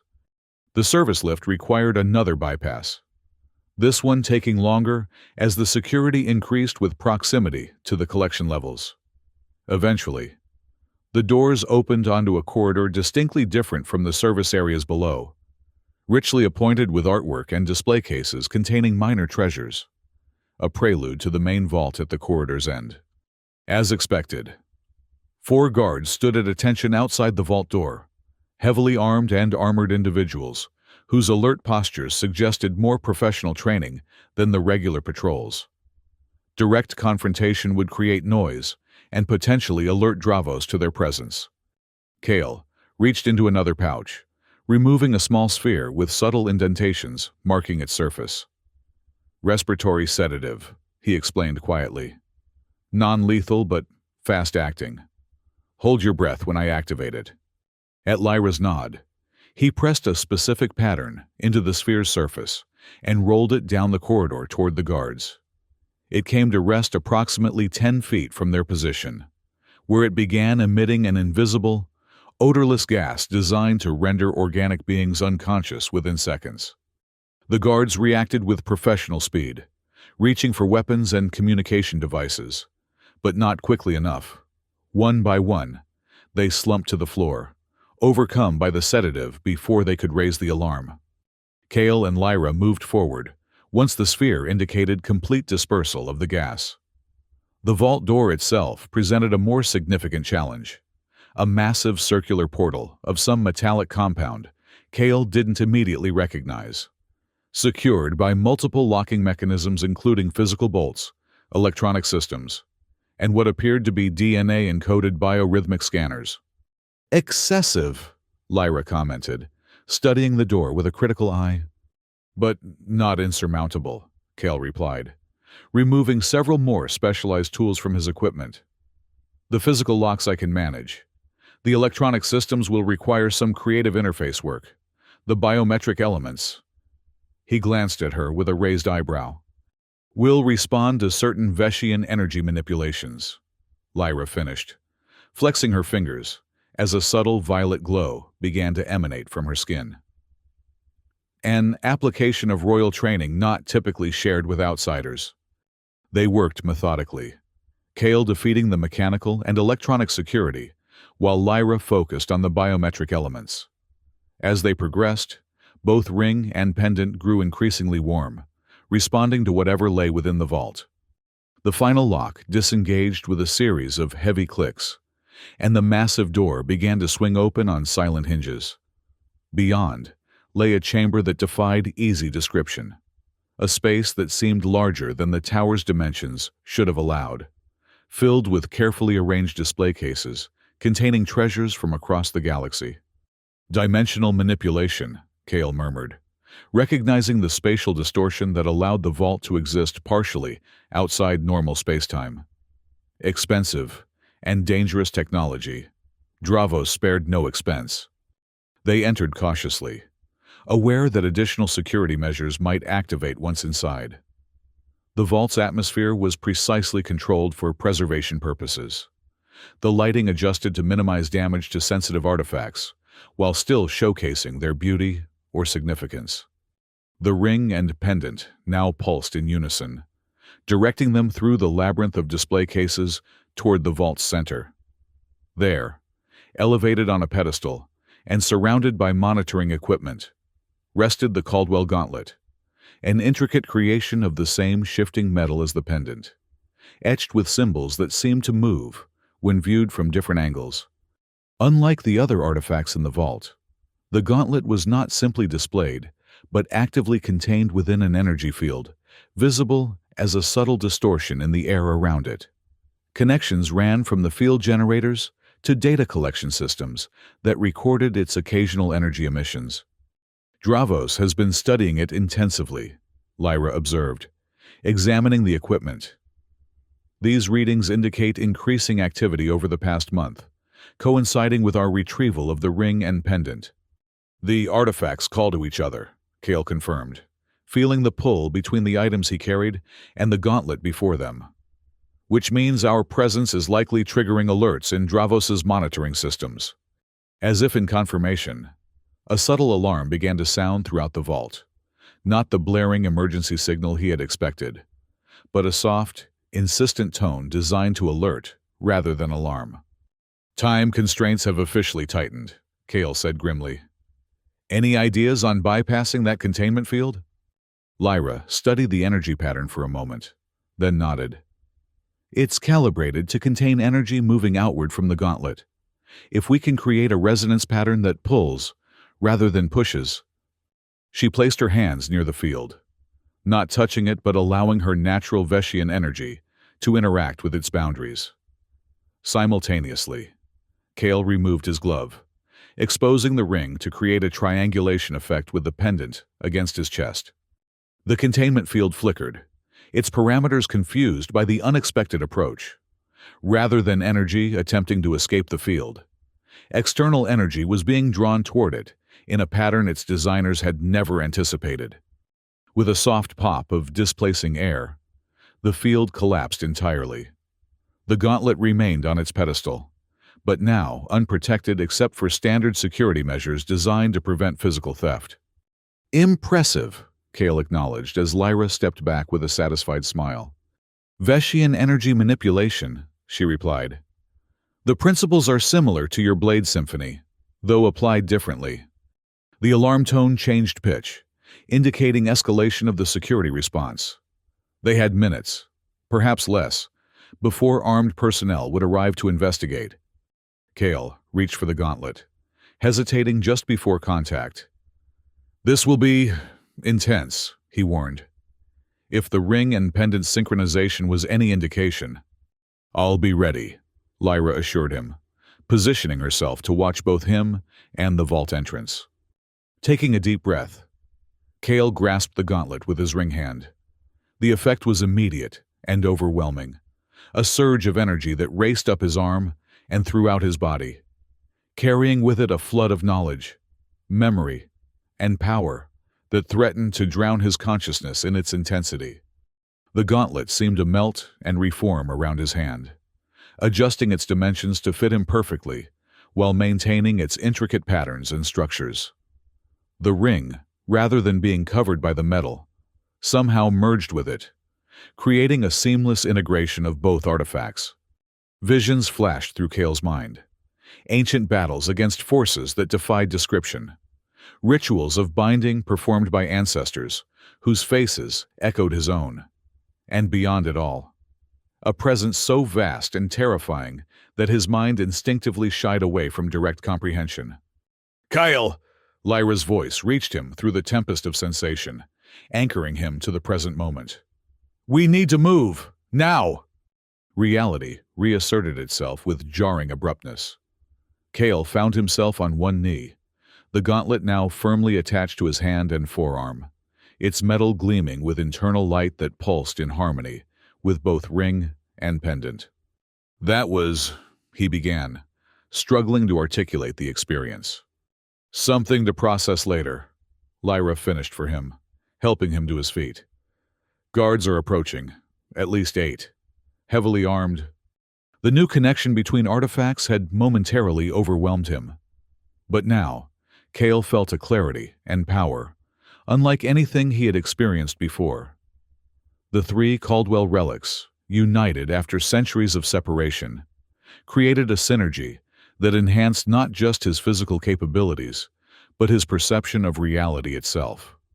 "This way," he said with sudden certainty, moving not toward the vault entrance, but toward a seemingly solid wall at the chamber's rear. "There's a maintenance passage, part of the dimensional manipulation system. The artifacts can sense the spatial distortion." They reached the wall, which appeared completely solid to visual inspection. Kale raised his gauntleted hand, and the metal responded by emitting a pulse of energy that revealed what ordinary senses could not perceive: a hidden doorway, accessible only to those who could detect and manipulate the dimensional boundaries that created the vault's expanded space. The doorway opened at his touch, revealing a narrow corridor that existed partially in normal space and partially in the dimensional pocket that housed the vault's excess volume. Moving through it created a disorienting sensation, as if walking simultaneously in 2 slightly different realities. "This leads to a secondary exit," Kale explained, as they hurried through the passage. "Dravos's emergency escape route, in case his security was ever compromised." "Prudent," Lyra commented, "if somewhat ironic under the circumstances." They emerged eventually into what appeared to be a private docking bay, separate from the main landing facilities they had observed earlier. A sleek shuttle waited on the pad, its systems in standby mode for immediate departure if needed. "Tempting," Kale said, glancing at the vessel, "but likely tracked and possibly rigged with security protocols we don't have time to bypass. Our best exit remains the way we came in." They moved quickly through the docking bay toward an exterior door that, according to the mental map Kale now perceived through the artifact's connection, would lead them back toward the compound's western perimeter. The door slid open just as they approached, revealing Syndicate Lord Dravos himself, flanked by 4 elite guards whose weapons were already raised and aimed. "Fascinating," Dravos said, his voice cultured and calm despite the situation. "I expected Imperial agents, perhaps a rival collector. But this—" His gaze fixed on Kale's gauntleted hand, then moved to the pendant visible at his throat. "This is far more interesting." "Lord Dravos," Kyle acknowledged with forced casualness. "Lovely collection you have. We were just admiring it on our way out." "The Caldwell heir," Dravos continued, as if Kale hadn't spoken. "With 3 of the 7 artifacts already in his possession, the probability calculations suggested this convergence was at least a century away. Yet, here you stand." His head tilted slightly, an unnatural angle that sent a chill down Kale's spine. Or perhaps probability was always a flawed model where the primal source is concerned. The mention of the entity confirmed Kale's suspicions. "How long have you been in communication with it?" he asked directly. "Communication implies a dialogue between equals," Dravos replied, his smile unnervingly wide. "What exists between myself and the awakening god is more intimate, a sharing of purpose and vision." "A corruption of will," Lyra countered. "The entity doesn't share, it consumes." Dravos's attention shifted to her, his expression sharpening with recognition. The Veshian energy vessel. Of course. The triumvirate of power, Caldwell blood, Veshian energy, and artifacts to channel both. He gestured to his guards. Take them, alive and intact. The guards advanced with professional caution, aware that their targets had somehow penetrated the most secure vault on Helios Prime, and must therefore possess significant capabilities. What they couldn't anticipate was the extent of those capabilities, now that Kale had united 3 of the 7 artifacts. The gauntlet pulsed with power that flowed into Kale's consciousness, offering access to aspects of the Blade Symphony he had never before attempted. Without conscious decision, he found himself initiating the 6th dance, a form so complex and reality-altering that no previous Caldwell had mastered it completely. Time seemed to slow around them as Kale's perception accelerated beyond normal human limits. The guard's movements became languid, predictable patterns that he could read and counter with trivial ease. His blade, drawn in a motion too swift for unenhanced eyes to track, became a conduit for energy flowing from gauntlet, ring, and pendant in harmonious convergence. The 6th dance manifested not as combat in the traditional sense, but as a manipulation of probability itself. Guards found their weapons jamming at critical moments, their footing becoming unstable on perfectly level ground, their coordination disrupted by subtle alterations in their perception of distance and timing. Lyra, recognizing what was happening, added her own Veshian abilities to the effect. Violet energy extended from her hands, not as direct attacks, but as probability amplifiers that enhanced Kale's dance. Where his manipulations created possibilities, her energy made those possibilities certainties. Dravos alone seemed partially resistant to their combined effect, his connection to the entity providing some insulation against probability manipulation. He stepped back, hands rising in a gesture that summoned energy, unlike anything Kale had encountered before, sickly green tendrils that reached toward them with hungry intent. The entity feeds him power, Kyle warned, shifting the dance to create a protective pattern around them both. But it's raw, uncontrolled. He lacks the training to wield it properly. Then we use that against him, Lyra replied, her violet energy interweaving with Kale's dance to create a reflective barrier. When Dravos's attack reached them, the combined effect of Caldwell technique and Veshian energy caught the green tendrils in a complex lattice of redirected force. For a moment, the power hung suspended between them, neither advancing nor retreating. Then, with a subtle shift in the dance's pattern, Kale sent the energy cascading back toward its source. Dravos screamed as his own borrowed power overwhelmed him, the entity's influence providing no protection against itself. The Syndicate Lord collapsed, his body convulsing as conflicting energies tore through him. The guards, disoriented and disarmed by the 6th dance, made no move to intervene as Kale and Lyra stepped past their fallen employer and through the exterior door. "Will he survive?" Lyra asked, as they hurried toward the compound's perimeter. "Physically, perhaps," Kale replied grimly. "Mentally, the entity isn't known for its forgiveness of failure." They reached the western wall without further interference, the compound thrown into confusion by Dravos's collapse and the unexplained neutralization of his elite guards. Using the gravity modifier once more, they descended to the outside world and made their way back to where the Whisper waited in its hidden ravine. Only when they were safely aboard and accelerating away from Helios Prime did Kale finally examine the gauntlet more carefully. The metal had perfectly conformed to his hand and forearm, its surface now displaying patterns that matched both ring and pendant in perfect harmonic resonance. 3 of 7, Lyra said softly, watching as the artifacts pulsed in unison. Each union increases your connection to the Blade Symphony and to the entity itself. Kale nodded, feeling the weight of that connection in ways both exhilarating and terrifying. The 6th dance came naturally, without training or preparation. The gauntlet simply knew how to guide me. And the seventh dance? Lyra asked, the question that had hovered between them since learning of the symphony's structure. Remains beyond reach, Kale admitted, perhaps requiring all 7 artifacts, or some other condition we haven't yet discovered. As they cleared Helios Prime's atmosphere and prepared for the jump to hyperspace, Kale felt a new presence in his mind.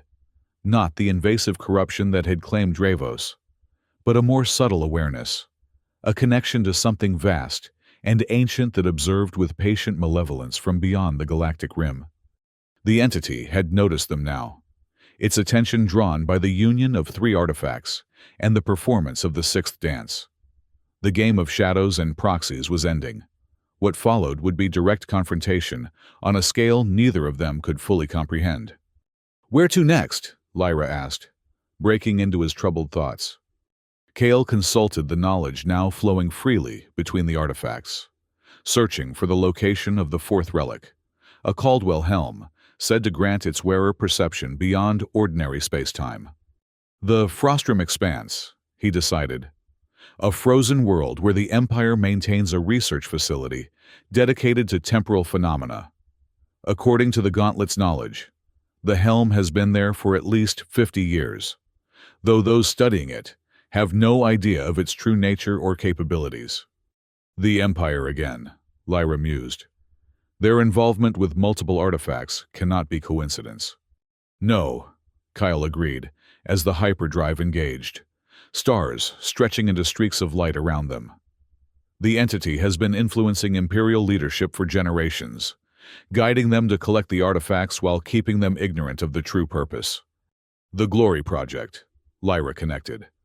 Not energy harvesting for Imperial expansion, but preparation for the entity's release.